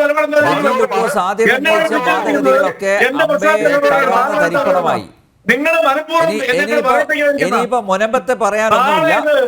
അന്തസ്സുണ്ടെങ്കിൽ താങ്കൾ നല്ല ആങ്കറാണെന്നുണ്ടെങ്കിൽ മാന്യമായിട്ട് ഇടതുപക്ഷ പ്രതിനിധിക്ക് സമയം കൊടുക്കേ. ഇങ്ങനെ ഇടപെടാറുണ്ട്. ഞാൻ പറഞ്ഞുകൊണ്ടേയിരിക്കും. മുനമ്പത്തെ കുറിച്ച് സംസാരിക്കാം. പുരോഗമന്മാർക്ക് ഇൻട്രസ്റ്റ് വരും. എന്താ സംശയം? സംശയം നിങ്ങൾ ക്രോസ് ചെക്ക് ചെയ്ത് നിങ്ങൾ എന്നെ നിഷേധിക്കൂ. എന്റെ ഏറ്റവും പ്രിയപ്പെട്ട സുഹൃത്തുക്കളാണ് ഗോപാലകൃഷ്ണ വക്കീല്. ഞാൻ വളരെ ആദരവോടെ കാണുന്ന ഒരാളാണ്. ഞങ്ങൾ നടത്തുന്ന എല്ലാ ചർച്ചകളും വളരെ ഹെൽത്തി ആയിട്ടാ. അതേ ഞാൻ പറഞ്ഞാൽ വസ്തുതാപരമായിട്ടുള്ള 95-ലെയും 2013-ലെയും നിയമഭേദഗതി അദ്ദേഹം നിഷേധിച്ചില്ല. അന്ന് ഞങ്ങൾ കൈമുക്കിയെങ്കിൽ ഇപ്പൊ ഞങ്ങൾ എതിർ നിൽക്കുന്നത് അദ്ദേഹം പറഞ്ഞത്. ഞാൻ അദ്ദേഹത്തിന് ആളാണ് പറഞ്ഞത്. എനിക്ക് അദ്ദേഹത്തിനോട് പല കാര്യങ്ങളിൽ ആദരവുണ്ട്, പലതും എതിർപ്പുമുണ്ട്. പക്ഷെ നിങ്ങൾ മനസ്സിലാക്കേണ്ട വസ്തുതയുണ്ട്. സംസ്ഥാന സർക്കാർ ഇന്ന് എടുത്തിരിക്കുന്ന ഈ തീരുമാനം എന്ന് പറയുന്നത് ഈ ഗവൺമെന്റ് എടുക്കാവുന്ന ഏറ്റവും എക്സ്ട്രീം തീരുമാനമാണ്. കാരണം ഈ നിയമം പാർലമെന്റിൽ പാസ്സാക്കിയിരിക്കുന്നത്, അതാണ് ഞാൻ പറഞ്ഞത് ഒരു കാടൻ നിയമം എന്ന് പറയുന്നത്. ഈ കിരാത നിയമം പാസ്സാക്കിയപ്പോൾ കൈമുക്കി കൊടുത്തവര് ഇപ്പോൾ വന്നിരുന്ന് പറയാം എന്തിനാ ഇത്തരം നിയമങ്ങൾ ഇനി പുറകെ വരുന്നുണ്ട്. ഇനി പ്രസംഗിക്കുന്ന നിങ്ങളുടെ ദേവാലയങ്ങളിൽ എന്ത് വാക്യങ്ങൾ ഉപയോഗിക്കുന്നത് ഞങ്ങൾ തീരുമാനിക്കുമെന്ന് പറയുന്ന നരേന്ദ്രമോദിയാണ് പ്രധാനമന്ത്രി, നരേന്ദ്രമോദിയാണ് ഭരിക്കുന്നത്. നിങ്ങളിൽ അവിടെ കുത്തിയിരുന്നുകൊണ്ട് വർഗീയ ഭിന്നത ഉണ്ടാക്കി ഈ രീതിയിലുള്ള നാട്യങ്ങൾ നടത്തുന്ന പിന്തുണയ്ക്കുക എന്ന് പറഞ്ഞാൽ അത് മുൻപത്തെ പാവപ്പെട്ട ജനങ്ങളോടുള്ള സ്നേഹമല്ല. മുനമ്പത്തേക്ക് പോകാനുള്ള ആർജവം കാണിക്കും റെജിലുക്കോസ്. ഞാൻ പറഞ്ഞിട്ടായിരിക്കും തളിപ്പറമ്പ് മുനിസിപ്പാലിറ്റിയിലെ ഒരു ക്രിസ്ത്യൻ ദേവാലയവും 96% മുസ്ലിമുകളുടെയും സ്ഥലവും കടകളും വീടുകളും 600 ഏക്കർ അവർ നോട്ടീസ് കൊടുത്തിരിക്കുക. ആ പാവങ്ങൾ പക്കപ്പോടിൽ കയറി ഇറങ്ങുക. ഈ ഏതെങ്കിലും ഒരു BJPയുടെ പ്രവർത്തനം അവിടെ പോയി കൊടുകുത്തിയിട്ടുണ്ടോ? മുനമ്പത്തെന്തിനാ വന്നേ? ലോകത്ത് ഒരു തരത്തിലും വിഭാഗീയതയോ വർഗീയത വളർത്താത്ത ക്രിസ്ത്യൻ കമ്മ്യൂണിറ്റിയിൽ ജാതിയുടെയും മതത്തിന്റെയും പേരിൽ അവരെ കീഴടക്കി തങ്ങളാണ് രക്ഷകരെന്ന് അവകാശപ്പെടാനുള്ള മുതലെടുപ്പ് രാഷ്ട്രീയത്തിന് വന്നിരിക്കുന്നതാണ് അവിടെ. ഞങ്ങളാണ് അവരോടൊപ്പം. മുനമ്പത്തെ ഒരു മനുഷ്യനെയും അവിടെ ഇറക്കി വിടിയല്ല. ഒരു സംശയമില്ല കാര്യത്തിൽ. ഞാൻ തന്നോടുള്ള ആളാ. അവിടുത്തെ എല്ലാ ബാധിപ്പെട്ട ജനങ്ങളെയും എന്റെ അഭിപ്രായം ഭേദഗതി വന്നാൽ പോരാ. ഈ രാജ്യത്തും ലോകത്ത് ഒരു രാജ്യത്തും ഇല്ലാത്ത, ഒരു മുസ്ലിം രാജ്യത്തും ഇല്ലാത്ത ഈ വഖഫ് നിയമം ഈ രാജ്യത്തുനിന്ന് പിൻവലിക്കണം. ഞാൻ എന്റെ അഭിപ്രായം അത് ഞാൻ ശക്തമായിട്ട് പല വേദികളിൽ ഞാൻ പറഞ്ഞിട്ടുണ്ട്. ഇവിടെ മുതലെടുപ്പിന്റെ രാഷ്ട്രീയം ആ പാവങ്ങളെ പ്രശ്നങ്ങൾ പരിഹരിക്കാതെ കണ്ട് വർഗീയ രാഷ്ട്രീയ മുതലെടുപ്പിനായിട്ട് നുഴഞ്ഞു കയറിയത് വരെ വളരെ വൈകിയാണെങ്കിലും ആ മുൻപത്തെ ജനങ്ങൾ തിരിച്ചറിഞ്ഞു നിങ്ങളോടൊപ്പം നിൽക്കുന്ന ആരാ? ഇവിടുത്തെ പുരോഗമന രാഷ്ട്രീയ പ്രസ്ഥാനക്കാരാ, ഇവിടുത്തെ മനുഷ്യരാ, ഇവിടുത്തെ മനുഷ്യനെ സ്നേഹിക്കുന്നവരാ. നിങ്ങളുടെ അടുത്ത് വരുന്നവരാരാ? കൈവക്കി സപ്പോർട്ട് ചെയ്തവരാണ് നിങ്ങളുടെ കൂടെ ഇരിക്കുന്നത്. അത് നിങ്ങൾ ആദ്യം മനസ്സിലാക്കേ. ഈ വഞ്ചകർക്കൊപ്പം നിങ്ങൾ നിൽക്കരുത്. നിങ്ങൾ നിൽക്കേണ്ടത് ഇവർക്ക് ആത്മാർത്ഥത ഉണ്ടെങ്കിൽ സംസ്ഥാന സർക്കാരിന്റെ തീരുമാനത്തോടൊപ്പം നിൽക്കുക. ജുഡീഷ്യൽ കമ്മീഷൻ എന്താ എടുക്കുന്നത്? ഫൈൻഡ് ഔട്ട് ചെയ്യുന്നത് ഇതിന്റെ നിയമവശങ്ങളാ. ആ നിയമവശങ്ങൾ എന്താണെന്ന് ഫൈൻഡ് ഔട്ട് ചെയ്യട്ടെ. ആ ഫൈൻഡ് ഔട്ട് ചെയ്തിട്ട് കോടതി പോയി ഇപ്പൊ കൊടുത്തിരിക്കുന്ന സ്റ്റേ ഉത്തരവ് പിൻവലിക്കട്ടെ. അതിനപ്പുറം സംസ്ഥാന സർക്കാരിനും ഈ ഇന്ത്യയിലെ പാസ്സാക്കിയ നിയമത്തിന് ബദലായിട്ട് ഒന്നും ചെയ്യാൻ പറ്റിയല്ല. അതാണ് ഈ പാർലമെന്റ് പാസ്സാക്കിയപ്പോൾ ഈ BJPയുടെ MP-മാർ സഹിതം അതുകൊണ്ടല്ലേ നിയമത്തിൽ ഭേദഗതി കൊണ്ടുവരുന്നത് റെജിലുക്കോസെ? അതിനെയല്ലേ സപ്പോർട്ട് ചെയ്യേണ്ടത്? നിയമ ഭേദഗതിയല്ലേ കൊണ്ടുവരാൻ പോകുന്നത്? നിങ്ങൾ ഇങ്ങനെ കിടന്ന് പറഞ്ഞിട്ട് കാര്യമില്ലല്ലോ. നിയമം മാറ്റിമറിക്കണം, നിയമം മാറ്റി എഴുതണം, നിയമ ഭേദഗതി കൊണ്ടുവരണം. അതിനെ സപ്പോർട്ട് ചെയ്യൂ, അതിനെ പിന്തുണക്കൂ. റെജിലുക്കോസ് വരട്ടെ, റെജിലുക്കോസിന്റെ ശബ്ദം വരട്ടെ. BJP സർക്കാരുകൾ കൊണ്ടുവരുന്ന ഏത് നിയമത്തിലും അത് ജോയിന്റ് പാർലമെന്ററി കമ്മിറ്റിക്ക് കൊടുത്ത് ചർച്ച ചെയ്തതിനു ശേഷം മാത്രമേ പറ്റുള്ളൂ. ഞങ്ങളത് എതിർക്കും. ജനാധിപത്യപരമായിട്ട് ഞങ്ങളവിടെ ഉന്നയിക്കും. നിങ്ങൾ സപ്പോർട്ട് ചെയ്യുന്നേ, നിയമ ഭേദഗതി സപ്പോർട്ട് ചെയ്യും. ഞങ്ങളെ ജനങ്ങൾക്കൊപ്പമല്ലേ ഈ കോൺഗ്രസ് സർക്കാർ കൊണ്ടുവന്ന ഈ കരിനിയമത്തിനെതിരെ നിങ്ങൾ ആരെങ്കിലും അക്ഷരം ഇതുവരെ വേണ്ടിയിട്ടുണ്ടോ? നിങ്ങൾ ഒരുമിച്ചല്ലേ നിയമ ഭേദഗതി എതിർത്തത്? പാവപ്പെട്ട ജനങ്ങളെ വഞ്ചിച്ചോണ്ട് പറഞ്ഞത് CPM-ഉം ഇടതുപക്ഷവും പ്രതിപക്ഷവും കോൺഗ്രസും എല്ലാം ഒരുമിച്ചല്ലേ എതിർത്തത്, പ്രമേയം പാസാക്കിയത്? നിങ്ങൾ ആദ്യം ചോദ്യം ചെയ്യേണ്ട ഇവിടുത്തെ കോൺഗ്രസിനെയാണ്. 5 മിനിറ്റ് കൊണ്ട് കോടതി പോയി തീരാവുന്ന വിഷയമുണ്ടെന്ന് കേരളത്തിലെ പ്രതിപക്ഷം മുൻപത്തൊന്ന് പറഞ്ഞതാ. നാണം കെട്ടിട്ട് തൊട്ടടുത്തല്ലേ തൊട്ടടുത്തല്ലേ പറവൂർ മണ്ഡലം. അടുത്ത നിയമസഭാ തെരഞ്ഞെടുപ്പിലെ ജനങ്ങൾ ആ നാട്ടുകാർ ചോദിക്കട്ടെ. നാളെ പറവൂരും വരും ഇത്ര ഇൻഡാസുകൾ. ഈ ഉപതെരഞ്ഞെടുപ്പ് കഴിഞ്ഞ് 18 സ്ഥലങ്ങളിൽ ഇൻഡാസ് കൊടുത്താട്ടാ ഇന്ന് ഞങ്ങൾക്ക് കിട്ടിയ വിവരം. കേരളത്തിലെ പരിഷ്കൃത കേരളീയ സമൂഹത്തിൽ ഒരൊറ്റ സ്ഥലത്തു നിന്ന് പോലും ഒരു മനുഷ്യജീവനെ ഇറക്കിവിടാൻ കേരളത്തിലെ പുരോഗമന രാഷ്ട്രീയ പ്രസ്ഥാനങ്ങളും ഇവിടുത്തെ പുരോഗമന പ്രസ്ഥാനങ്ങളും മനുഷ്യൻ സമ്മതിക്കുന്നില്ല നമ്പ്യാരെ. അത് നിങ്ങളുടെ നെറ്റോടൊന്നും വേണ്ട. ഞങ്ങൾ ഇരകളോടൊപ്പം ഉണ്ട്, ഞങ്ങൾ വേട്ടക്കാരായ വഖഫ് ബോർഡിനോടൊപ്പം ഉണ്ട്. അതെ, സർക്കാരിന്റെ പ്രഖ്യാപനം. ഞങ്ങൾ ഇരകളോടൊപ്പം ഉണ്ട്, മുനമ്പത്തുകാരോടൊപ്പം ഉണ്ട്, അതേസമയം ഞങ്ങൾ വഖഫ് ബോർഡിനോടൊപ്പം ഉണ്ട്. യെസ്, അതാണ് സർക്കാരിന്റെ പ്രഖ്യാപിത നയം. കഴിവുണ്ട്. അവരാരും മണ്ടന്മാരൊന്നുമല്ല മുനമ്പത്തെ ജനങ്ങള്. അതാണ് എനിക്ക് പറയാനുള്ളത്. റെജി ലൂക്കോസ്, ഞാൻ തിരിച്ചു വരാം. യെസ്, അഡ്വക്കേറ്റ് ഗോപാലകൃഷ്ണൻ, റെജി ലൂക്കോസിന്റെ നിലപാട് അങ്ങോട്ട് വ്യക്തമാകുന്നില്ല. റെജി ലൂക്കോസ് ഇതിനെ കരിനിയമം എന്ന് പറയുന്നു. അതേസമയം റെജി ലൂക്കോസ് സർക്കാരാണ്, ഈ സംസ്ഥാന സർക്കാർ ആണ് ഇവരെയൊക്കെ പ്രൊട്ടക്ട് ചെയ്തത്, ഇവരോടൊപ്പം സർക്കാരെ ഉണ്ടാവൂ എന്ന് മറുഭാഗത്ത് പറയുകയും ചെയ്തു. കൺഫ്യൂസ്ഡ് ആണ്, ടോട്ടലി കൺഫ്യൂസ്ഡ്. ഈ റെജി ലൂക്കോസ്, ഞാൻ പറയുന്നത് കേൾക്കുന്നുണ്ടോ? പിന്നെ വക്കീല് പറയുന്നത് കൃത്യമായിട്ട് എനിക്ക് ഭയങ്കര ഇഷ്ടമാണ് വക്കീല് കേൾക്കാൻ. സത്യം പറഞ്ഞ ഇതുപോലെയാണ് മുനമ്പത്തുകാരെ സൂചിപ്പിക്കുന്നത് റെജിയുടെ പാർട്ടി. ഗ്രൂപ്പേരല്ല, ഗോപാലകൃഷ്ണൻ വക്കീല് ഞാൻ നമ്മുടെ സൗഹൃദം എന്താണെന്ന് നമ്പ്യാരോട് ചോദിച്ചു. ഇത് ഗ്രൂപ്പേരൊന്നും ഞങ്ങൾ 500 കത്തിലല്ലോ ഒന്നും ചെയ്തിട്ടുണ്ട്. പറയട്ടെ വക്കീല് പറയട്ടെ. സൂപ്പിലൊന്നും പറയണ്ട. ശരി. മിസ്റ്റർ റെജി ലൂക്കോസ്, നമ്മൾ ഏത് കാര്യങ്ങൾ സംസാരിക്കുമ്പോഴും, നമ്മൾ ഏത് കാര്യത്തെക്കുറിച്ച് ചർച്ച ചെയ്യുമ്പോഴും അതിലൊരു ആത്മാർത്ഥത എന്ന് പറയുന്നത് വേണം. സത്യസന്ധതയും ആത്മാർത്ഥതയും ഇല്ലാതെ നമ്മൾ ചർച്ച ചെയ്യുന്നത് വാസ്തവത്തിൽ സമൂഹത്തെ പറ്റിക്കലും വഞ്ചിക്കലുമാണ്. ഇംഗ്ലീഷില് ഒരു പദപ്രയോഗമുണ്ട്, അത് ഹിപ്പോക്രസി എന്നാണ്. അതിന്റെ മലയാള അർത്ഥം കാപട്യം എന്നാണ്. അത് മാർക്സിസ്റ്റ് പാർട്ടിയെ, കമ്മ്യൂണിസ്റ്റ് പാർട്ടിയെ കണ്ടിട്ടാണോ അങ്ങനെ ഒരു പദം ഉണ്ടായത് എന്ന് സംശയിക്കേണ്ടിയിരിക്കുന്നു. കാരണം കമ്മ്യൂണിസ്റ്റ് പാർട്ടിയുടെ വക്കാലത്തുമായിട്ടാണല്ലോ റെജി ലൂക്കോസ്, മാർക്സിസ്റ്റ് പാർട്ടിയുടെ വക്കാലത്തെടുത്തിട്ടാണല്ലോ റെജി ലൂക്കോസ് ഇവിടെ വന്നത്. താങ്കൾ പറയുന്നു വഖഫ് നിയമം കരി നിയമമാണ്, സുരേഷ് ഗോപി പറയുന്നത് പോലെ കിരാതമാണ്. എന്ന ഒരു കാര്യം ചെയ്യാം, ആ വഖഫ് നിയമത്തില് അതിലെ കിരാതമായിട്ടുള്ള ചില കാര്യങ്ങൾ മാറ്റാൻ വേണ്ടി ഇന്ന് നരേന്ദ്രമോദി സർക്കാർ കൊണ്ടുവന്നിട്ടുള്ള ഭേദഗതി നടപ്പാക്കണം, ആ ഭേദഗതി കൊണ്ടുവരണം, അല്ലെങ്കിൽ ആ ഭേദഗതി തീർച്ചയായിട്ടും നടപ്പാക്കേണ്ടതാണ് എന്ന് പറയാൻ ഒരു ആത്മാർത്ഥതയുള്ള, കാര്യങ്ങൾ മനസ്സിലാക്കുന്ന വ്യക്തി എന്ന നിലയിൽ, മാർക്സിസ്റ്റ് പാർട്ടിയുടെ വക്കാലത്തെടുത്ത വക്കീൽ എന്ന നിലയിൽ താങ്കൾക്ക് കഴിയുമോ? ഇതാണ് ഒന്നാമത്തെ ചോദ്യം. രണ്ടാമത്തെ ചോദ്യം, ഈ ഭേദഗതി, ഞാൻ തീർക്കട്ടെ, ഈ ഭേദഗതിയെ എതിർത്ത് നിയമസഭയിൽ കോൺഗ്രസ്സുകാര് നിങ്ങളുടെ കൂടെ ചേർന്നു. അങ്ങനെ നിങ്ങളും കോൺഗ്രസ്സുകാരും കൂടി ചേർന്ന ആ പ്രമേയം ജനാധിപത്യ വിരുദ്ധമാണ്. അതൊരിക്കലും അങ്ങനെ ഒരു പ്രമേയം കൊണ്ടുവരാൻ പാടില്ലാത്തതായിരുന്നു. വഖഫ് ബോർഡ് വഖഫ് നിയമം എടുത്തു കളയേണ്ടതാണ്, എടുത്തു കളയണം എന്ന് പറഞ്ഞൊരു പ്രമേയം പാസാക്കണം ഈ നിയമസഭയിൽ എന്ന് പറയാൻ CPM-ന്റെ വക്കാലത്തുള്ള വക്കീൽ എന്ന നിലയിൽ താങ്കൾക്ക് ഈ ജനം ചാനലിൽ വെച്ച് പറയാൻ കഴിയുമോ? അതെ. പിണറായി വിജയനോട് വഖഫ് എന്ന് പറയുന്ന നിയമം എടുത്തു കളയാനുള്ള പ്രമേയം പാസാക്കണം. താങ്കൾ ഈ ഭേദഗതിക്കെതിരായി താങ്കൾ കൊണ്ടുവന്ന പ്രമേയം തെറ്റാണ്. അങ്ങനെ ഒരു പ്രമേയം പാസാക്കാൻ പാടില്ലാത്തതായിരുന്നു. നമ്മളൊരു അന്തസ്സായിട്ടുള്ള അഭിമാനത്തോടെ സത്യസന്ധതയോടുകൂടിയാണ് ചർച്ച നടത്തുന്നതെങ്കിൽ താങ്കൾ അത് പറയാൻ തയ്യാറാവണം. മൂന്നാമത്തത്, എനിക്കും നിങ്ങൾക്കും അറിയാം, ഇത് ജുഡീഷ്യൽ കമ്മീഷൻ അല്ല, ഇത് ഉഡായിപ്പ് കമ്മീഷനാണ്, ഇത് ഒപ്പിക്കൽ കമ്മീഷനാണ്. ഇതൊക്കെ അറിയുന്നവരാണല്ലോ നമ്മള്. ആ പാവങ്ങളെ പറ്റിക്കണം. പാവപ്പെട്ട പള്ളിയിലെ അച്ഛന്മാര് കുറെ കാലമായിട്ട് ഇവിടുത്തെ മുസ്ലിം ഭീകരവാദികളുടെ ഭീഷണിയിൽ പേടിച്ചു നിൽക്കുക. അവർ പല കാര്യങ്ങളിലും ഭയപ്പെട്ടിരിക്കുക. ആ ഭയത്തിൽ നിന്ന് ഒരു വെളിയിലേക്ക് വന്ന ആദ്യത്തെ ഒരു സമരമാണ് മുനമ്പം സമരം. അതെങ്ങനെങ്കിലും ഒന്ന് അവസാനിപ്പിക്കണം. നിങ്ങൾ പറയുന്നത് BJP അവിടെ മാത്രം പോയോന്നാ. ഇല്ലറജി, ഞങ്ങൾ ചാവക്കാട്ടെ സമരത്തിലെ ഞങ്ങൾ ഇറങ്ങാൻ പോവാ. അവിടെ മുസ്ലിങ്ങളെ ഞങ്ങൾ സംരക്ഷിക്കുന്നത്. ഈ കേരളത്തിൽ എവിടൊക്കെയാണോ, ഞാൻ ശോഭ കരന്തലെ കഴിഞ്ഞ ദിവസം മുനമ്പത്ത് വന്നപ്പോ പറഞ്ഞപ്പോ എന്താ പറഞ്ഞത്, ക്രിസ്ത്യാനികളൊന്നുമില്ല.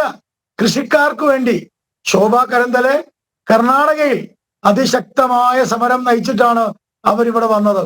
അവരിപ്പോ പോയിരിക്കുന്നത് 24 നാളെയല്ല മറ്റന്നാള് 24-ാം തീയതി 1500 വർഷം പഴക്കമുള്ള ക്ഷേത്രം, ആ ക്ഷേത്രത്തിനെതിരായിട്ടുള്ള വഖഫ് ബോർഡിന്റെ നോട്ടീസിനെതിരായിട്ടാണ് അവർ തമിഴ്നാട്ടിൽ പോണത്. അവിടെ ക്രിസ്ത്യാനിയൊന്നുമില്ല. ഇങ്ങനെ വിവരക്കേടൊന്നും പറയല്ലേ. ഒരു മിനിറ്റ് ഞാൻ പറയാം. തൃശ്ശന്തൂര് ഞാന് കാര്യങ്ങൾ മുഴുവൻ പറഞ്ഞു തീർന്നോട്ടെ. ഇങ്ങനത്തെ വിവരക്കേടൊന്നും പറയല്ലേ. 4 മറ്റേ ക്രിസ്ത്യാനികൾ ഉള്ളത് കൊണ്ടാണ് പോയത്. അങ്ങനെയൊന്നും അല്ല. വഖഫ് ബോർഡ് എന്ന് പറയുന്ന ഈ കിരാത നിയമം, താങ്കൾ പറയുന്നു വഖഫ് നിയമം തന്നെ മാറ്റണം. അതിനകത്ത് ഭേദഗതി കൊണ്ടുവന്നു. ആ ഭേദഗതിയെ എതിർത്തുകൊണ്ട് നിയമം പാസാക്കിയവരുടെ വക്കാലത്താണ് താങ്കൾ എടുത്തിരിക്കുന്നത്. ഇതല്ലേ ഇരട്ടത്താപ്പ്? ഇനി വേറൊരു പ്രധാനപ്പെട്ട കാര്യം, താങ്കൾ ഇപ്പൊ 2-3 പ്രാവശ്യം പറഞ്ഞു ഈ 1995-ലെ അമെന്റ്മെന്റും 2013-ലെ അമെന്റ്മെന്റും BJP-ക്കാർ പാസാക്കിയതാണെന്ന്. ഞാനിപ്പോ അതിന്റെ ഡീറ്റെയിൽസ് തപ്പി. കൈപൊക്കി അതാണല്ലോ, കൈപൊക്കി എന്ന് പറഞ്ഞാൽ അംഗീകാരം കൊടുത്തു എന്നാണല്ലോ. ഞാനിപ്പോ അതിന്റെ ഡീറ്റെയിൽസ് തപ്പി. എന്റെ പൊന്ന് ചങ്ങാതി, ഒരു ടെലിവിഷൻ ഷോയിലാണ് താങ്കൾ ഇത് പറയുന്നത് എന്ന് ശ്രദ്ധിക്കണം. 2013-ൽ BJP പ്രതിപക്ഷമാണ്. 1995-ലും BJP-യുടെ പൊസിഷൻ എന്താണെന്ന് നിങ്ങൾക്ക് അറിയാമല്ലോ. അന്ന് ഞങ്ങളുടെ എതിർപ്പിനെ അതിജീവിച്ചുകൊണ്ടാണ് ഇത് കൈബന്ധിച്ചത്. അന്ന് കൈബന്ധിച്ചത് BJP അല്ല, CPM ആണ്. നിങ്ങൾക്ക് വേണേ ഞാൻ രേഖ തരാം, വേണോ? റജി ലൂക്കോസിന്റെ രേഖ തരാം. 95-ലും 2013-ലും വഖഫ് ഭേദഗതി നിയമത്തെ കോൺഗ്രസുകാർ കൊണ്ടുവന്നപ്പോ അതിനെ അനുകൂലിച്ചവരാണ് നിങ്ങൾ. ഇതൊക്കെ 4 വോട്ടിന് വേണ്ടിയല്ലേ? അല്ലല്ല, ഒരു മിനിറ്റ് ഞാൻ തീർന്നോട്ടെ. ഞങ്ങൾ കൈബന്ധിച്ചോ, ഞങ്ങൾ എതിർത്തിരുന്നു.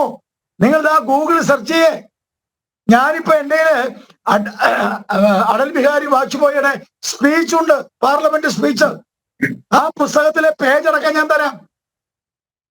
നമ്മളിങ്ങനെ ബ്ലൈൻഡ് ആയിട്ട് പറയല്ലേ. എനിക്ക് താങ്കൾ പറഞ്ഞ ഒരു കാര്യം ഇഷ്ടപ്പെട്ടു. വഖഫ് നിയമം കാടത്തം നിറഞ്ഞതാണ്. ആ വഖഫ് നിയമം എടുത്തു മാറ്റേണ്ടതാണ്. താങ്കൾ പറഞ്ഞതിനെ ഞാൻ സ്വാഗതം ചെയ്യുകയാണ്. CPM-ന്റെ സഹയാത്രികനായി വന്ന റജി ലൂക്കോസിനെ ഭാരതീയ ജനതാ പാർട്ടിയുടെ സംസ്ഥാന വൈസ് പ്രസിഡന്റ് സ്വാഗതം ചെയ്യുന്നു, അഥവാ BJP സ്വാഗതം ചെയ്യുന്നു. വഖഫ് നിയമം എടുത്തു മാറ്റേണ്ടതാണ്, ഞങ്ങൾ സ്വാഗതം ചെയ്യാം. അപ്പൊ പിന്നെ നിങ്ങൾ ഈ വഖഫ് നിയമം അതിലൊരു ഭേദഗതി കൊണ്ടുവന്നതിനെ നിങ്ങൾ എതിർക്കുന്നത് എന്തിനാ? അപ്പൊ ഈ ഉഡായിപ്പ് കമ്മീഷനെ നിങ്ങൾ എതിർക്കണ്ടേ? ഈ ഒപ്പിക്കൽ കമ്മീഷനെ നിങ്ങൾ എതിർക്കണ്ടേ? ഇത് പാവപ്പെട്ട തൊഴിലാളികളെ വഞ്ചിക്കാനുള്ള, ഇത് പാവപ്പെട്ട തൊഴിലാളികളെ പറ്റിക്കാനുള്ള ഈ നിയമമാണ്. ഞാൻ ചോദിക്കുന്നത്, നിങ്ങൾ JPC-ക്ക് പോയാലേ ഞങ്ങൾ അംഗീകരിക്കുള്ളൂ. അതെന്ത് മര്യാദയാ? JPC-ക്ക് പോയാലേ അംഗീകരിക്കുള്ളൂ. അതല്ലാത്ത പലതും നിങ്ങൾ അംഗീകരിച്ചിട്ടുണ്ടല്ലോ. JPC-ക്ക് വിടാത്ത പലതും നിങ്ങൾ അംഗീകരിച്ചിട്ടുണ്ടല്ലോ. ഞാൻ ചോദിക്കുന്നത്, നിയമത്തിൽ section 3I, section 3R, section 40 നിങ്ങൾക്ക് എതിർക്കാൻ പറ്റുമോ? ട്രിബ്യൂണൽ നിങ്ങൾക്ക് എതിർക്കാൻ പറ്റുമോ? എന്റെ റെജി, നിങ്ങളൊരു കാര്യം മനസ്സിലാക്കുക, ജീവിതവുമായി ബന്ധപ്പെട്ടതാ. നിങ്ങൾ പറയുന്ന ഒരു അന്വേഷണ കമ്മീഷൻ, ഒരു ജുഡീഷ്യൽ കമ്മീഷൻ, ശരി, അവർക്ക് ബാങ്കിൽ പോയാൽ വായ്പ കൊടുക്കോ? ഈ പാവങ്ങളുടെ മക്കള് കല്യാണം കഴിക്കുമ്പോ ഈ ജുഡീഷ്യൽ അന്വേഷണത്തിന്റെ റിപ്പോർട്ട് വന്നിട്ട് കല്യാണം കഴിച്ചാൽ മതിയോ? അവർക്ക് ബാങ്കിൽ പോയാൽ വായ്പ കൊടുക്കോ? അവരുടെ ബാങ്കിലെ വായ്പ, അവരുമായി ബന്ധപ്പെട്ട വസ്തു കൈമാറ്റത്തിന്, ഇതിനെല്ലാം ഈ ഗവൺമെന്റ് അനുവാദം കൊടുക്കോ?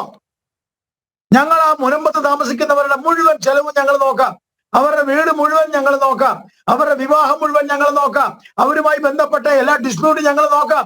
പറയാൻ പറ്റുമോ? ഞാൻ പറ. ഇത് തട്ടിപ്പ് തരികടയല്ലേ ചങ്ങാതി? നിങ്ങൾ 4 വോട്ടിന് വേണ്ടിയല്ലേ ഈ വേഷം കെട്ട് കാണിക്കുന്നേ? ഞാൻ ഒരു കാര്യം പറയാം, പടവലങ്ങ പോലെ താഴോട്ട് പോയിക്കൊണ്ടിരിക്കുക CPM. നിങ്ങൾ ഇനിയെങ്കിലും മനസ്സിലാക്കിക്കോ, ഈ കോൺഗ്രസ്സുകാരുടെ വേഷം കെട്ടിനുള്ളിൽ നിങ്ങൾ പോയാൽ നിങ്ങൾ ഇങ്ങനെ താഴോട്ട് പോകും. 80% ഹിന്ദുക്കളാ നിങ്ങളുടെ പാർട്ടിയിൽ 80% ഹിന്ദുക്കളാ. ആ ഹിന്ദുക്കളെ മറന്ന്, ആ ഹിന്ദുക്കളെ നശിപ്പിച്ച്, ആ ഹിന്ദുക്കളെ ഇല്ലായ്മ ചെയ്ത്, അവരുടെ ക്ഷേത്രം പിടിച്ചെടുത്ത്, അവരുടെ ക്ഷേത്ര ആചാരങ്ങൾ തകർത്ത് നിങ്ങൾ കാണിക്കുന്ന വേഷം കെട്ട് ഇപ്പൊ ഞങ്ങള് ഹിന്ദുക്കളെ മാത്രമല്ല ക്രിസ്ത്യാനികളെ തകർക്കാൻ നോക്കുക. ക്രിസ്ത്യാനികളുടെയും ഭൂമി പിടിച്ചെടുത്ത്, അവരുടെ പള്ളി തകർത്ത്, അവരുടെ കർദിനാളിനെതിരെ കേസെടുത്ത്, അവരുടെ ബിഷപ്പുമാർക്കെതിരെ രോഷപ്രകടനം നടത്തുന്ന മുസ്ലിം ഫണ്ടമെന്റലിസ്റ്റുകൾക്ക് സൗകര്യങ്ങൾ ചെയ്തു കൊടുത്ത്, അവരുടെ ബിഷപ്പുമാരെ വളരെ വൃത്തികെട്ട രീതിയിൽ സംസാരിച്ച് അഭിസംബോധന ചെയ്ത് ക്രിസ്ത്യാനികളെ നിങ്ങൾ തകർക്കുക. നിങ്ങൾ കോൺഗ്രസ്സുകാരുടെ പിന്നാലെ പോവുക. കോൺഗ്രസ്സുകാർക്ക് ലീഗുണ്ട്. കുറെ നാളെ നിങ്ങൾ ലീഗിന്റെ പിന്നാലെ പോകുന്നു. ആ ലീഗിനെ കിട്ടാനും, ആ ലീഗിന്റെ തട്ടിപ്പില് ആ ലീഗിനെ കൊണ്ടുവരാനും, മുസ്ലിം സംഘടിത വോട്ട് അത് നേടാനുമല്ലേ നിങ്ങൾ ഈ പാവങ്ങളെ ഈ രീതിയിൽ പെരുവഴിയിലാക്കുന്നത്. എനിക്കൊരു കാര്യം കൂടി പറയാനുണ്ട്. എന്താ പറയുക, അതും കൂടി പറഞ്ഞ് ഞാൻ നിർത്താം.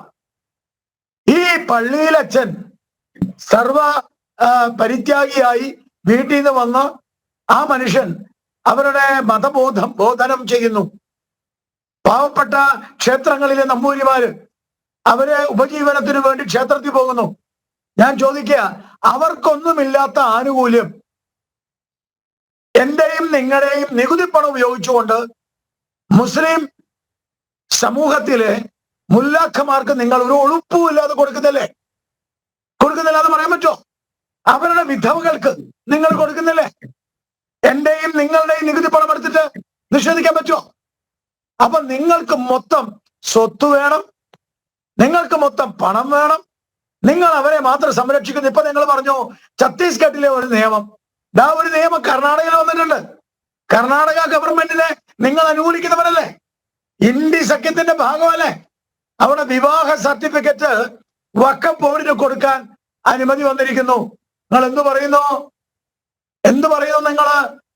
അതായത് ലവ് ജിഹാദുമായി വരുന്ന ഏത് പെണ്ണിനും പ്രായം വേണ്ട, വഖഫ് ബോർഡ് ആ വിവാഹ സർട്ടിഫിക്കറ്റ് കൊടുക്കും. അതിനെ ചോദ്യം ചെയ്തിരിക്കുക ആലം ഭാഷ എന്ന് പറയുന്ന ഒരു മുസ്ലിമാണ് അതിനെ ചോദ്യം ചെയ്തിരിക്കുന്നത്. ആലം ഭാഷ. അതിന് ഹൈക്കോടതി ആ കേസ് അവിടെ നടന്നുകൊണ്ടിരിക്കുക. ഹൈക്കോടതി ചോദിക്കുന്നത് ഇങ്ങനെ ഒരു നിയമമുണ്ടോ? നിങ്ങൾ നേരത്തെ പറഞ്ഞ പോലെ ഇങ്ങനെ ഒരു കരിനിയമം ഉണ്ടോ? ഹൈക്കോടതി ചോദിക്കുക. നിങ്ങൾ ഛത്തീസ്ഗഡിലെ പള്ളിയിലെ പ്രസംഗമല്ലേ? ഇത് വിവാഹത്തിന്റെ സർട്ടിഫിക്കറ്റാ. നിങ്ങള് സഹായിച്ചുകൊണ്ട് ഭരിക്കുന്നവരാ ഇന്ത്യ സഖ്യം. പ്രിയപ്പെട്ട സുഹൃത്തെ, താങ്കളെ എനിക്ക് വലിയ താല്പര്യമാണ്. നമ്മൾ നല്ല സുഹൃത്തുക്കളാണ്. കുറച്ചെങ്കിലും സത്യസന്ധത കാണിക്കണം, കുറച്ചെങ്കിലും ആത്മാർത്ഥത കാണിക്കണം. ഈ പാവങ്ങളെ ഇങ്ങനെ പറ്റിക്കല്ലേ please. Yes, okay. Kevin Peter നമുക്ക് അവസാനിപ്പിക്കാം. എനിക്ക് സമയമില്ല. ഒരു മിനിറ്റ് സമയമില്ല. കെവിൻ പീറ്റർ. അതെന്തൊരു ജനാധിപത്യ മര്യാദയാ? ചോദ്യങ്ങളെല്ലാം എന്നോടല്ലായിരുന്നു. അല്ല, അതേ പറയട്ടെ. അല്ല, ഞാനെന്ന് പറയേണ്ടത് എനിക്കൂടെ സമയം തരും. കാരണം അതല്ലേ എല്ലാവർക്കും ഈക്വൽ ആയിട്ടുള്ള തുല്യമായിട്ടുള്ള എനിക്ക് എന്റേതായ മറുപടി ഉണ്ടെന്നേ. അതിങ്ങനെ കേൾക്കാൻ ബാധിച്ചില്ലല്ലോ. നിങ്ങൾ ഒരു മിനിറ്റ് സംസാരിക്കട്ടെ എന്ന് അദ്ദേഹത്തിന്റെ ഊഴല്ലേ റെജി ലൂക്കോസ്. ഇങ്ങനെ ബഹളം വെക്കാതെ. ബഹളം വെച്ചതാണോ? ഞാൻ ഒറ്റയ്ക്ക് ഇവിടെ ഇരിക്കുക. വരാം, താങ്കൾക്ക് ഒരു മിനിറ്റ് ഞാൻ തരാം അവസാനം. Yes, Kevin Peter.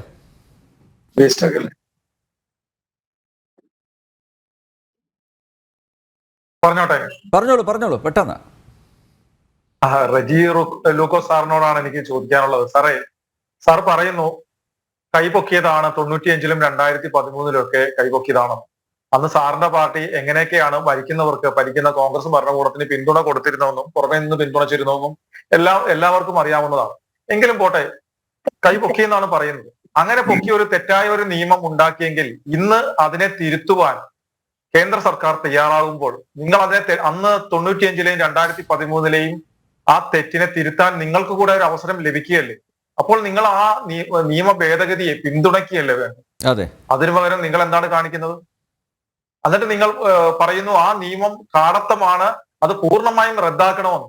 അതിലെ ജനദ്രോഹപരമായ വകുപ്പുകളെ ഭേദഗതിയിലൂടെ അതിന്റെ ആ ഒരു സ്വഭാവം മാറ്റാൻ ശ്രമിക്കുമ്പോൾ പോലും അതിന് സമ്മതിക്കാത്ത നിങ്ങളാണോ കേന്ദ്ര സർക്കാർ പൂർണ്ണമായി വഖഫ് ബോർഡിനെ എടുത്തു കളയാൻ ശ്രമിക്കുമ്പോൾ പിന്തുണയ്ക്കാൻ പോകുന്നത്?